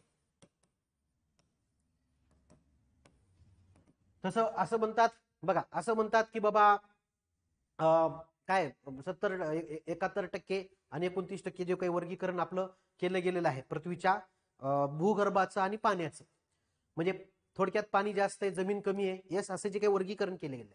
मी काय म्हणतो, सगळी जमीनच आहे. काही भागात जमिनीवर पाणी आहे, काही भागात जमिनीवर पाणी नाही. ऍक्च्युली सगळी जमीनच आहे खरं तर. ओके, म्हणजे पाणी काय आपल्या पृथ्वीच्या केंद्रकापर्यंत नाही ना. जास्तीत जास्त आम्हाला सापडले 11 किलोमीटर पर्यंत सापडले, म्हणजे जाऊ शकलो आम्ही 11 किलोमीटर. त्याच्या पुढे काय हो, त्याच्या पुढे अर्थपृष्ठच आहे, किंवा अर्थपृष्ठ कशाला, सियाल सायमा त्याच्या खाली.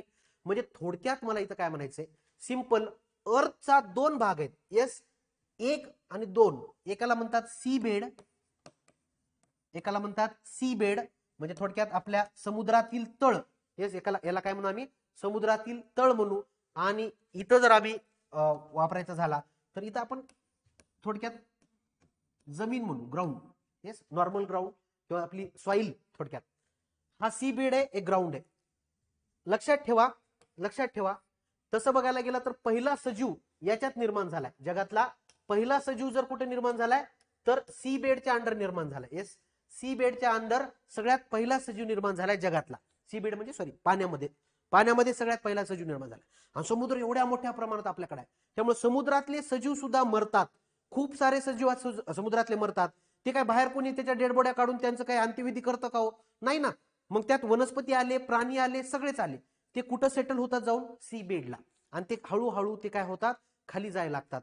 आणि कालांतराने त्यांच्यावर खूप सारा दबाव वाढायला लागतो. ऑलरेडी खाली गेल्यावर प्रेशर वाढतं पाण्यामध्ये, आणि खूप दबाव, अंडर प्रेशर एक अनएरोबिक प्रोसेस होते, विनॉक्सोशन प्रोसेस होते.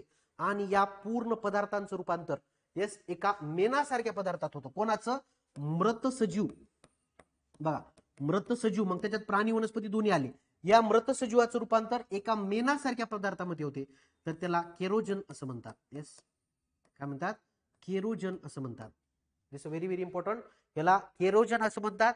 ह्या मेणासारख्या पदार्थाला केरोजन म्हणतात. आणि आणखीन त्याला तापमान भेटलं.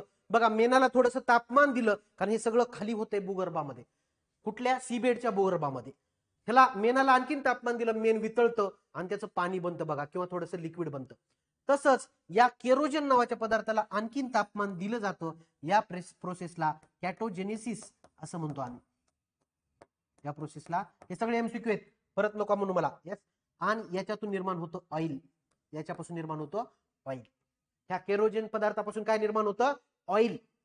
आणि अशा प्रकारे आम्हाला समुद्रामध्ये, समुद्राच्या खाली सी बेडला आम्हाला सापडतात खनिज तेलांच्या विहिरा, तेल विहिरी. म्हणजे आज आपल्या भारताचा विचार केला तर मुंबईच्या पलीकडल्या साईडला बॉम्बे हाय नावाचा जो काही प्रकार आहे, बॉम्बे हाय नावाचं जे काही पर्टिक्युलर लोकेशन आहे, त्या लोकेशनला आपल्याकडे आज तेलाचं खनन केलं जातं, तिथून तेल काढलं सुद्धा जातं. आज असं जगामध्ये भरपूर जागी आहे, हे लक्षात ठेवा. दिस व्हेरी व्हेरी इम्पॉर्टंट. म्हणजे हे कशासाठी बोललं जाते, ऑइलसाठी. आणि या ऑइलचं आणखीन या ऑइलचं इव्हापोरेशन किंवा तापमानामुळे याचं रूपांतर होतं गॅसमध्ये. त्या गॅसला म्हणतात नैसर्गिक गॅस रे मित्रांनो. येस, याच ऑइलचं रूपांतर कशात होतं, गॅसमध्ये. त्याला नॅचरल गॅस म्हणतात. This is the conversion under sea bed. Yes, हे सी बेडच्या आतल्या साईडचं कन्व्हर्जन आहे. सगळ्यात पहिल्यांदा केरोजन निर्माण होतं, कॅटोजेनेसिस नावाची प्रोसेस होते, ऑइलमध्ये रूपांतर होतं.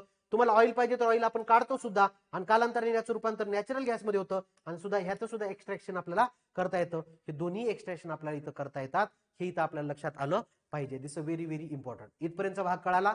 आता हा भाग होता मित्रांनो सी बेडला. आता ग्राउंडला जर गेलो आम्ही, आता ग्राउंडवर जी काही आपली जमीन उरली आहे थोडीफार, त्या जमिनीवर जर आम्ही जात असू तर त्या जमिनीचा जर उल्लेख केला तर इथं आपल्याला लक्षात आलं पाहिजे की इथं सुद्धा मृत सजीव आहेत. मग त्यात वनस्पती आहेत, प्राणी आहेत. वनस्पती, प्राणी हे लाखो म्हणजे कुजून, म्हणजे जे काही आज आपण पुरतो, पूर्वी मोठे मोठे भूकंप व्हायचे किंवा आताही होतात, पण त्या भूकंपामुळे भरपूर सारे सजीव खाली गाडल्या गेले. आज आपण गाडतो किंवा पूर्वी गाडल्या गेले. येस, पूर्वी गाडल्या गेल्यामुळं या पूर्ण पदार्थाचं, येस, कुठले, मग इथं सुद्धा मृत सजीवच आहेत, इथं सुद्धा मृत सजीवच आहेत. पण या मृत सजीवाचं रूपांतर खऱ्या अर्थानं सगळ्यात पहिल्यांदा सॉलिड पदार्थात होतं. हे सगळ्यात पहिल्यांदा कशात होतं, सॉलिड पदार्थात होतं. येस, त्याच्यानंतर इथं सुद्धा काही भाग लिक्विड फॉर्म मध्ये सापडतो. येस, आता बरेच समुद्र आधी होते. येस, बरेच आधी समुद्र होते, ते नंतर आता जमिनीमध्ये रूपांतरित झालेत, असं आपण उदाहरणं ऐकलेले आहेत. मग अशामध्ये लिक्विड आणि गॅस सुद्धा सापडतं. पण जमिनीखाली जर आज ग्राउंडला जर आपल्याला जर कुठलं जीवाश्म इंधन आढळत असेल तर ते म्हणजे सॉलिड फॉर्म मध्ये असणारं कोळसा प्रमुख. तसं तर तेल साठे आणि नैसर्गिक वायूचे साठेही सापडतात. ओके, पण प्रमुख जर कोण सापडत असेल तर कोल. याचं सिग्निफिकन्स कोल आहे आणि याचं significance oil and natural gas आहे. हे आपल्याला इथं लक्षात आलं पाहिजे. समजतंय? म्हणून जीवाश्म इंधनाची निर्मिती कशी झाली याच्यावर एमसीक्यू पॉइंट ऑफ व्ह्यू जर विचार केला तर सगळ्यात महत्वाचं आहे, सगळ्यात महत्वाचं तर हे होण्यासाठी कुठली कंडिशन लागते? अनएरोबिक कंडिशन लागते. सगळ्यात महत्वाची विना ऑक्सिडेशन लागतं, हाय प्रेशर. सगळ्यात महत्वाचं काय? आता हे सिंपल आहे बरं का, सिंपल आहे, पण एक्झाम मध्ये आलं की तुम्हाला हाय वाटते का लो वाटते ते कळत नाही. Yes, high temperature, high pressure, high temperature, anaerobic condition. Yes, अशा कंडिशन मध्ये ओके एक उध्रुवपातन नावाची क्रिया आहे, डिस्टिलेशन होत राहतं कंटिन्युअस. येस, यामुळं जी काही निर्मिती होतं ते जीवाश्म इंधन फॉसिल फ्युअल हे निर्माण होतं. हे आपल्याला इथं लक्षात आलं पाहिजे. चला आता आपण कोळशाकडे वळूया.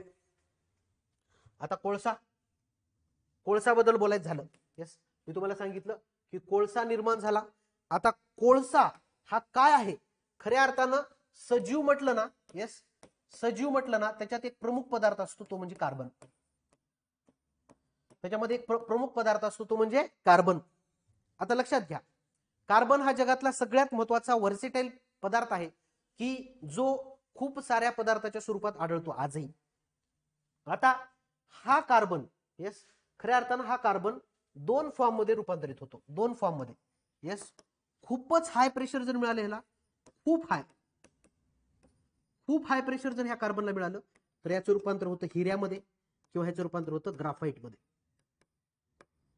लक्षात येते? याचं रूपांतर कशात होतं? एक तर हिऱ्यामध्ये होतं, नाहीतर ग्राफाईट मध्ये होतं, किंवा तुम्ही सायन्स मध्ये ऐकलेलं फुलेरिन्स पण आहे. तर हे खूप जास्त हाय प्रेशर जर मिळालं तर हे ह्याच्यात रूपांतर होतं आणि कार्बनचा हिरा बनतो. म्हणून आज हिरे पण सापडतात की, येस, आणि ग्राफाईट पण सापडतं की. याला आपण कार्बनचं स्फटिकी रूपे म्हणतो. याला आपण कार्बनची काय म्हणतो? स्फटिकी रूपे. येस, याला आपण कार्बनची स्फटिकी रूपे म्हणतो किंवा ह्याला क्रिस्टल्स म्हणतो. ह्याला काय म्हणतो आपण? क्रिस्टल. ओके, आता दुसरा महत्वाचा पदार्थ इथं तयार होतो. लक्षात घ्या, मी इथं घेतो थोडस मीडियम, नीट लक्षात घ्या. मीडियम प्रेशरच्या अंतर्गत जर असेल, मीडियम प्रेशरच्या अंतर्गत, तर एक महत्वाचा पदार्थ तयार होतो तो म्हणजे कोळसा. आणि तो खऱ्या अर्थानं कोण आहे माहितीये? कार्बनच आहे. खऱ्या अर्थानं तो कोण आहे? कार्बनच आहे. कार्बनचा एक महत्वाचा पदार्थ निर्माण होतो, त्याचं नाव आहे कोळसा. मग हा कोळसा मात्र काय म्हणून ओळखला जातो? कोळसा हा कार्बनचा कसला रूप आहे असा कधीही जर प्रश्न विचारला तर आपलं उत्तर क्लिअर पाहिजे. अस्फटिकी रूप आहे, that is a non crystalline form. Yes, कसला रूप आहे? Non crystalline form. हे आपल्याला इथं सर्वांना लक्षात आलं पाहिजे की नॉन क्रिस्टलाइन फॉर्म आहे. हा नॉन क्रिस्टलाइन फॉर्म आहे. मग आता याच्यातही मग वेगवेगळे प्रकार पडतात, ते आपण थोडक्यात पाहणार आहोत.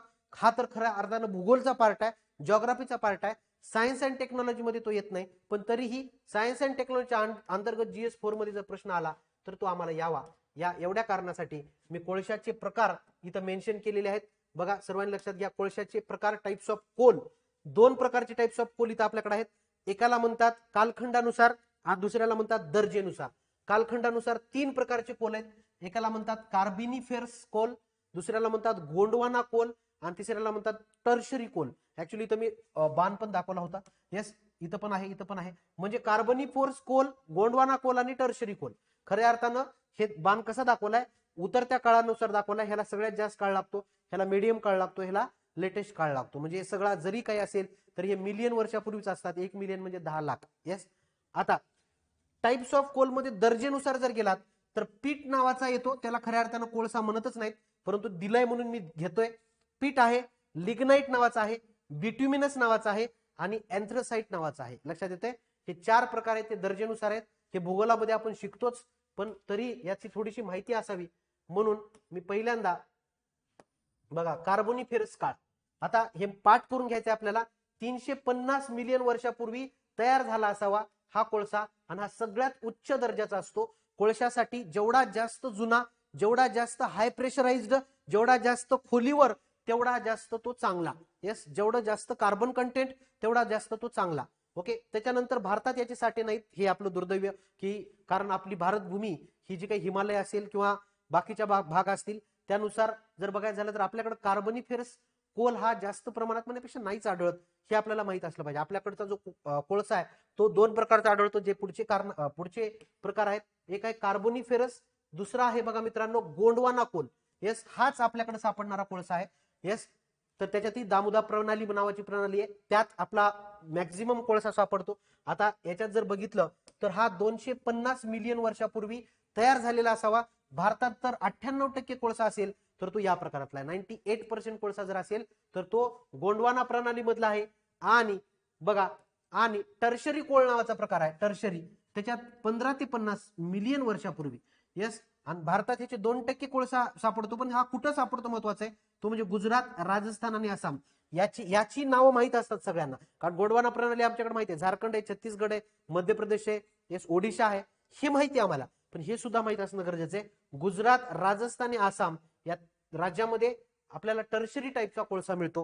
हे थेरॉटिकल प्रश्न आहेत, तुम्हाला हे यायला हवेत. ओके, बघा आता हे मी थोडस घेतलंय जेणेकरून बाबा ठीक आहे, म्हणजे आला प्रश्न तर आला पाहिजे आपल्याला. पीठ म्हणजे 30 ते 35 कार्बन असतं, कधी कधी 20% पण असतं. येस, नॉट नेसेसरी 30 ते 35च असलं पाहिजे. येस, त्याच्यामुळं ऍक्च्युली हा कोळशाचा प्रकारच नाहीये, नॉट ए कोल म्हणून ओळखलं जातं. आणि याचा वापरही जास्त केला जात नाही की आपल्या इकडल्या साईडला एनर्जी सोर्सेस मध्ये. ओके, आणि त्याच्यात पाण्याचं प्रमाण पण जास्त असतं. त्यामुळे हा कोळसा म्हणजे नॉट अ कोल म्हटले बरं का, नीट लक्षात घ्या. नॉट अ कोल म्हणून कोणाचा उल्लेख केला जातो, हा डायरेक्ट प्रश्न आहे, तर तो म्हणजे पीठ सारख्या कोळशाचा. आता इथं लक्षात घ्या, लिग्नाइट, बघा ह्या लिग्नाइटला ब्राऊन कोल म्हटले, बिट्युमिनसला सॉफ्ट कोल म्हटले आणि अँथ्रासाइटला हार्ड कोल म्हटले. बघा हे सर्वांनी लक्षात घ्या, दिस व्हेरी व्हेरी इम्पॉर्टंट, की ह्यांची दुसरी नावं पण माहित असणं गरजेचं आहे. लिग्नाइट, तसं पण बिट्युमिनसचे पण दोन प्रकार पडतात, सब बिट्युमिनस आणि बिट्युमिनस. पण तरी पण इथं बिट्युमिनस म्हटले सॉफ्ट कोल म्हणून ओळखला जातो आणि अँथ्रासाइटला हार्ड कोल म्हणून ओळखला जातो. अर्थातच ह्यांचे कार्बनचे प्रमाण हे मी गव्हर्नमेंटच्या वेबसाईटहून घेतलेले आहेत, कमी जास्त इकडे तिकडे होऊ शकतात. म्हणजे आपल्याला उद्या मी शिकवले बाबा आणि मग मी कुठून शिकवलंय आयोगानं जर विचारलं तर आपल्याला क्लेम करण्यासाठी गव्हर्नमेंटच्या वेबसाईट असतात. बघा ह्याच्यात 35 ते 50% कार्बन आहे, याच्यात 50 ते 85% कार्बन आहे, आणि याच्यात गेला तर 85 ते 95 म्हणजे हाय कार्बन कंटेंट जर कशात असेल तर अँथ्रासाइट मध्ये आहे. त्याच्यानंतर बघा याला लोवेस्ट ग्रेड कोल म्हणतात. नीट लक्षात घ्या, काय होतं एक्झाम मध्ये, एक वाक्य आलं, समजा वाक्याच्या स्वरूपात प्रश्न आला की बाबा खालील प्रश्न असा आला की लिग्नाइटला लोअर ग्रेड कोल म्हणतात किंवा लोएस्ट ग्रेड कोल म्हणतात किंवा निम्न दर्जाचा, सर्वात हा शब्द असू द्या किंवा काही असू द्या, मला त्याचं देणं घेणं नाहीये, याला दर्जाच दिला नाहीये आणि हे वेबसाईटला दिलेलं आहे. त्यामुळे तुम्ही कसल्याही प्रकारचं कन्फ्युजन करून घेऊ नका, ह्याला लो दर्जा म्हणायचा, ह्याला कसं म्हणायचा, असं कन्फ्युजन करून घेऊ नका. वाक्याच्या स्वरूपात जर ह्याला लोएस्ट ग्रेड म्हटलं असेल तर हे वाक्य बरोबर आहे, कारण ह्याला नॉट अ कोल म्हटलंय. म्हणून वेबसाईटला इन्फॉर्मेशन देताना लोएस्ट ग्रेड जर कोण असेल तर तो लिग्नाइट आहे असं म्हणून सांगितलंय. म्हणून आपल्याकडं दोन शब्द वापरलेले आहेत, कोळशाचे साठे आणि लिग्नाइटचे साठे. दोन शब्द वापरलेले आहेत, एक कोळशाचे साठे, लिग्नाइटचे साठे. म्हणजे कोळशाची साठे वेगळे, लिग्नाइटची साठे वेगळे, अशा दोन इन्फॉर्मेशन दिल्यात मित्रांनो. त्यामुळे लो ग्रेड म्हणतात. विद्युत ऊर्जा निर्मितीचा वापर केला जातो आणि 90% साठे तामिळनाडूमध्ये. Yes, this very very important MCQ, ते पण साऊथ पार्टला, साऊथ ऑफ तामिळनाडू. येस, लक्षात ठेवा, दिस व्हेरी इम्पॉर्टंट. हे सगळं वेबसाईट इन्फॉर्मेशन आहे, महत्वाची आहे. भूगोलामध्ये आला तरी सुद्धा तुम्हाला मार्क पडला बजाला. ओके, चला इकडे जर आलात तर हा मीडियम ग्रेड कोल आहे. येस, जोड्या लावा आल्यानंतर नीट आलं पाहिजे. येस, विद्युत तसेच स्टील निर्मितीसाठी सुद्धा याचा उपयोग केला जाऊ शकतो. आणि झारखंड आणि छत्तीसगड, येस, या राज्यामध्ये याचे जास्तीत जास्त साठे आढळतात. आणि तुम्ही जर अँथ्रासाइट प्रकारामध्ये गेलात तर अँथ्रासाइट हा सगळ्यात उच्च दर्जाचा आणि छान कोल आहे. येस, तर त्याला हाय ग्रेड कोल म्हणून ओळखलं जातं. सगळ्यात महत्वाचा, याचा वापर स्टील निर्मितीसाठी केला जातो. याचा वापर आम्ही विद्युत ऊर्जेसाठी जास्त खर्च करण्याची गरज पडत नाही, कारण स्टील निर्माण करायला याचा वापर करता येत नाही, जास्त करून बहुत करून करता येत नाही. येस, म्हणून याचा वापर आम्ही अँथ्रासाइटचा स्टीलसाठी करतो. थोडाफार याचा वापर करता येतो, पण अँथ्रासाइटची गरज पडतेच पडते. येस, आणि जम्मू काश्मीर सारख्या राज्यामध्ये याची साठे आहेत. येस, केंद्रशासित प्रदेश. येस, आता इथून पुढे जम्मू काश्मीर केंद्रशासित प्रदेशामध्ये याची अँथ्रासाइटची जी काही थोडीफार साठे आहेत ती तिथे मिळतात. भारतात सर्वाधिक प्रमाणात जर काय मिळत असेल तर तो म्हणजे बिट्युमिनस आणि कोल. आणि भारतात जर बघायचं झालं तर ही इकडली पूर्वेकडली जी काही राज्य आहेत त्याच्यामध्ये मी परत सांगतो, झारखंड, छत्तीसगड, ओडिशा, येस, तीनच राज्य खऱ्या अर्थाने, त्याच्यात मग मध्य प्रदेश पण थोडाफार येतो. या तीन आणि हा चौथा, या चार राज्यामध्ये भारतातले खूप सारे येस कोळशाचे साठे आहेत. आता दुसरा एक प्रकार आहे मित्रांनो, कोलमध्येच एक बोलायचं आहे, कोलमध्येच एक सांगायचा प्रकार, एक कोकिंग कोल म्हणतात, याला नॉन कोकिंग कोल म्हणतात. मग लक्षात ठेवा, कोकिंग कोल आणि नॉन कोकिंग कोल हे दोन कोलचे प्रकार पडलेत. हा हाय ग्रेड कोल आहे, अर्थातच हा कसला कोल आहे, हाय ग्रेड कोल आहे. आणि हाय ग्रेड कोल असल्यामुळे ह्याचा उपयोग आम्ही स्टील निर्मितीसाठी केलाय. येस, ह्याचा उपयोग आम्ही स्टील निर्मितीसाठी केलाय. याचं कार्बन कंटेंट कसं असणार आहे, हायर असणार आहे. येस, लक्षात घ्या. आणि नॉन कोकिंग कोल ह्याच्या मीडियम ग्रेड आहे. येस, ही मीडियम किंवा लो ग्रेड आहे. येस, मीडियम किंवा लो ग्रेड आहे. आणि याचा उपयोग आम्ही कशासाठी केलाय, वीज निर्मितीसाठी केलाय. याचा उपयोग आम्ही कशासाठी केलाय, वीज निर्मितीसाठी केलाय. आणि ह्याचं कार्बन कंटेंट जर काय असेल तर ते लो आहे. हे आपल्याला 2-3 गोष्टी आपल्याला माहित असणं गरजेचं आहे. बघा सर्वांनी लक्षात घ्या. तर हे कोकिंग कोल आहे, हा नॉन कोकिंग कोल आहे. भारतामध्ये याचं वर्गीकरण प्रॉपर केलेलं आहे. कोकिंग कोलचा वापर आम्ही स्टील इंडस्ट्रीमध्ये करतो, नॉन कोकिंग कोलचा वापर आम्ही वीज निर्मितीसाठी करतो. त्यामुळे कशाचा कुठं वापर केला जातो हा प्रश्न आपल्याला विचारला जातो. भारतामध्ये नॉन कोकिंग कोलचे साठे कोकिंग कोलपेक्षा जास्त आहेत. येस, या सगळ्या गोष्टी आपल्याला माहित असणं आवश्यक आहे. ओके, आता बघा कोळशाचे खाजगीकरण. आता मी 2 गोष्टी इथं सांगितल्या. येस, सगळ्यात महत्वाचं होतं नॉन कोकिंग कोल, सॉरी चांगला कोणता होता, कोकिंग कोल. आणि दुसरा कोणता होता, नॉन कोकिंग कोल. तर याचं सगळ्यात पहिल्यांदा खाजगीकरण केलं इंदिरा गांधी काळ, सॉरी खाजगीकरण म्हटलंय. तर खाजगीकरण जर म्हटलं तर आपण 1993 लक्षात घ्या. येस, 1993. आणि 1 फेब्रुवारी 2018 पासून, येस 1 फेब्रुवारी 2018 पासून याच्यात आणखीनही बदल करण्यात आलेत. आणि प्रायव्हेटायझेशनसाठी किंवा सॉरी प्रायव्हेट इंडस्ट्रीसाठी कोळशाच्या खाणी आणखीनही ओपन करण्यात आल्यात, ज्या की 1993 पासूनच केल्यात. ज्या 1993 मध्ये पूर्ण खाजगीकरण आपल्याकडे प्रत्येक क्षेत्राचं झालं होतं बऱ्यापैकी, त्याच्यात कोळशाचं सुद्धा खाजगीकरण झालेलं आहे. खाजगीकरण वेगळं, राष्ट्रीयकरण वेगळं. तर बघा राष्ट्रीयकरण नाही दिलं. येस, चलो मी राष्ट्रीयकरण सांगून घेतो. येस, बघा हा कोकिंग कोलचं 1971-72 ला झालं. आणि नॉन कोकिंग कोलचं 1972-73 ला झालं.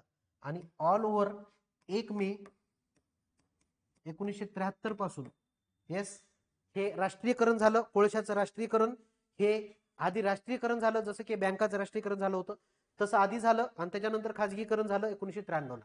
हे दोन्ही गोष्टी आपल्याला इथं माहित असलं पाहिजे. कोकिंग कोलचं पहिल्यांदा राष्ट्रीयकरण केलं इंदिरा गांधी यांच्या काळात, आणि नॉन कोकिंग कोलचं नंतर केलं. येस, या 2 गोष्टी आपल्याला इथं लक्षात आल्या पाहिजे. चलो आता next, coal India. Yes, coal India limited यांच्याकडे खऱ्या अर्थानं भारतातील कोळशाचं उत्पादन, प्रोडक्शन ऑफ कोल हे यांच्याकडे दिलेलं आहे. मोर दॅन 80% प्रोडक्शन कोल यांच्याकडेच आहे. यांचं जे काही CIL म्हणून ज्यांना ओळखलं जातं आपण, कोल इंडिया लिमिटेड, तर याचं हेडक्वार्टर आहे कोलकात्याला. हा पण प्रश्न विचारला जाऊ शकतो. कलकत्त्याला याचं हेडक्वार्टर आहे. आणि 1975 ची स्थापना आहे. स्थापना सुद्धा विचारू शकतात, कारण बऱ्याच वेळेस स्थापना विचारतात. MNRE ministry of new and renewable energy sources याचा आपल्याला विचारलं होतं की ह्या मिनिस्ट्रीची स्थापना कधी झाली, तर असे प्रश्न विचारले जाऊ शकतात. तर हा सुद्धा 1975 ला स्थापना झालेली आहे. तर त्याचं वाक्य सुद्धा काय आहेत की एम्पॉवरिंग इंडिया. येस, हे त्याचे लोगो मध्ये असणारे वाक्य आहेत. म्हणून माहित असणं पाहिजे आपल्याला की आपल्याला नेमकं एक्झॅक्टली कशावर प्रश्न निर्माण होतो. बघा आता कोळशापासून विद्युत ऊर्जा निर्मिती आणि जग. येस, कोळशापासून विद्युत ऊर्जा निर्मिती आणि जग. मग आता जग म्हणजे जगाशी संबंधित जर विचार केला तर सगळ्यात पहिल्यांदा विजेचा कोळसा हाच प्रमुख स्रोत असणारे टॉप देश आधी आपण पाहूया. ओके, नीट लक्षात घ्या. पहिल्यांदा मी 3 गोष्टी इथं मेन्शन करतो. विजेचा कोळसा हाच प्रमुख स्रोत असणारे टॉप देश, विजेसाठी सर्वाधिक प्रमाणात कोळसा वापरणारे टॉप देश, आणि तिसरा मुद्दा काय म्हटलाय, हा कोळसा निर्मिती करणारे टॉप देश. हे 3 वेगवेगळे मुद्दे आहेत. म्हणजे प्रश्न कसा आहे तो आपल्याला लक्षात आलं पाहिजे. बघा हे माहित असलं पाहिजे. बघा बॅचचा फायदा काय, तर बॅचचा एवढाच फायदा की बाबा एक प्रश्न विचारलाय, नॉलेज एक आहे. येस, नॉलेज सगळंच आहे, पण आपण एकाच उत्तर एक लिहितो. पण ह्या आपल्या वर्गीकरणातून आपण शिकवण्यामधून त्याच गोष्टी आपण क्लिअर करायच्यात. हा पॉईंट काय म्हटलं की विजेचा कोळसा हाच प्रमुख स्रोत असणारे दोष. हाच म्हणजे पर्सेंटेज वाईज जायचंय. आणि विजेसाठी सर्वाधिक म्हणजे अमाऊंट वाईज जायचंय. म्हणजे इथं तुम्ही एकूण ऊर्जेच्या कोळशाचा वापर किती करता विजेसाठी, आणि इथं तुम्ही किती टन किती किलो वापर करता टोटल देशांचा विचार केला तर. येस, म्हणजे थोडक्यात इथं मी म्हणेल की अमाऊंटचा इथं विचार केला गेलाय, इथं अमाऊंटचा विचार केलाय. अर्थातच विजेचा कोळसा हाच प्रमुख स्रोत असणारे टॉप देश जर बघायचं झालं तर मंगोलिया नावाचा देश आहे की जो आज सगळ्यात जास्त कोळसा वापरतो. बघा नीट लक्षात घ्या, पर्सेंटेज मध्ये सगळ्यात जास्त कोळसा कशात वापरतो, पर्सेंटेज मध्ये, अमाऊंट मध्ये नाही. एवढा एवढा टन वापरला. मंगोलिया कशाला वापर, भारत चीन एवढे मोठे देश आहेत की येस अमाऊंट कुठे जास्त लागेल, जिथं लोकसंख्या जास्त आहे, जिथं इंडस्ट्रियलायझेशन जास्त आहे. म्हणून अमेरिका आहे, भारत आहे, ओके, चीन आहे. हे सोडून हे कसे येतील मग, हे पर्सेंटेज म्हटलंय. म्हणजे समजा हे 10 युनिट तयार करत असतील मित्रांनो, तर त्यांचे 9.5 युनिट, बघा 10 युनिट पैकी 9.5 युनिट कोळशापासून तयार करतात. मग बाकीच्या 5% काय आलं, बाकीच्या 5% काय, बाकी तुमचं सौर ऊर्जा आली, पाणी आलं, सगळं आलं. म्हणजे 95% वापर करतात हे, 95%. हे सगळ्यात जास्त जर लक्षात घ्यायचं तर मंगोलिया, हे सर्वांना माहित असलं पाहिजे. दुसरा सगळ्यात महत्वाचा जर इथं विचारायचा झाला तर दक्षिण आफ्रिका. दक्षिण आफ्रिका काहीतरी 93%, टक्केवारी विचारणार नाही, क्रम विचारला जाईल. आणि तिसरा महत्वाचा जर कोण असेल तर पोलंड. बस टॉप 3 जरी माहित असतील तरी बस झाले. ओके, चौथा पाचवा पाठ करण्यात पहिले 3च विसरतात.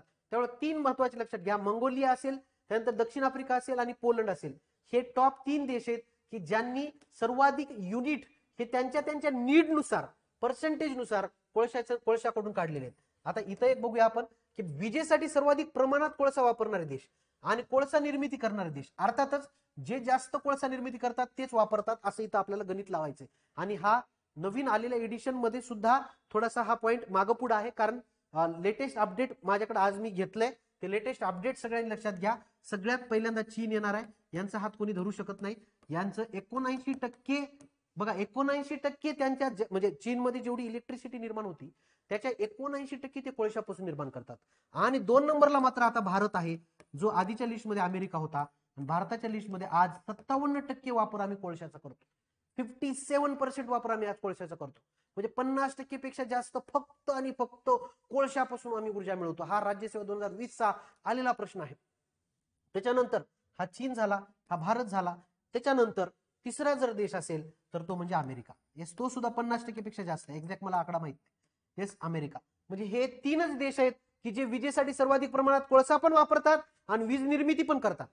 येस, वीज निर्मिती करण्याचा कोळसा निर्मिती, कोळशाची निर्मिती करणारे पण हेच टॉप 3 देश आहेत, लक्षात ठेवा. आणि कोळशाचा विजेसाठी वापर करणारे सुद्धा हेच टॉप देश आहेत. आणि पर्सेंटेज वाईज विचार केला तर हे 3 देश आहेत. म्हणून थोडंसं वेगवेगळ्या पद्धतीने आपल्याला पाठ असणं गरजेचं आहे. आता कोळशाचा वापर आणि भारत. येस, कोळशाचा वापर आणि भारत जर बघितलं तर टॉप 3 युजेस इन इंडिया. आता आपण भारतामध्ये 3 युजेस काय करतो, टॉप 3 युजेस काय करतो, तर सगळ्यात पहिल्यांदा इलेक्ट्रिसिटी, ऑब्विसली. येस, पहिला यूज आम्ही काय करतो कोळशाचा, इलेक्ट्रिसिटी. दुसरा यूज आम्ही कशासाठी करतो, स्टील इंडस्ट्री. येस, दुसरा यूज कशासाठी करतो, स्टील इंडस्ट्री. आणि तिसरा यूज कशासाठी करतो आम्ही, सिमेंट प्रोडक्शन. यस, हे 3 महत्वाचे युजेस आहेत की ज्याचा आम्ही यूज करतो आज भारतामध्ये. मी सांगितलं की 57% कोळशाचाच वापर करतो आम्ही वीज निर्मितीसाठी. येस, 57% कोळशाचं नाही, वीज निर्मितीच्या 57%. येस, नीट लक्षात घ्या, फार महत्वाचं असतं.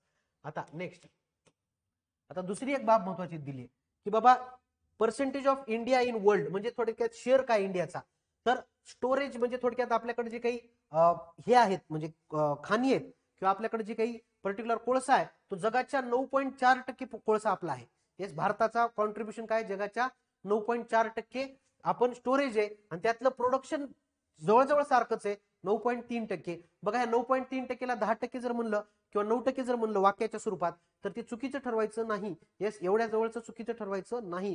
10% चालतं, 9.3% चालतं, ते थोडंसं व्हेरिएबल चालतं. तर प्रोडक्शन 9.3% आणि भारत आज जगामध्ये प्रोडक्शनच्या बाबतीत सेकंड क्रमांकाला आहे, चीनच्या नंतर प्रोडक्शनच्या बाबतीत सेकंड क्रमांकाला आहे. तरी सुद्धा भारत आज कोळसा आयात करतो.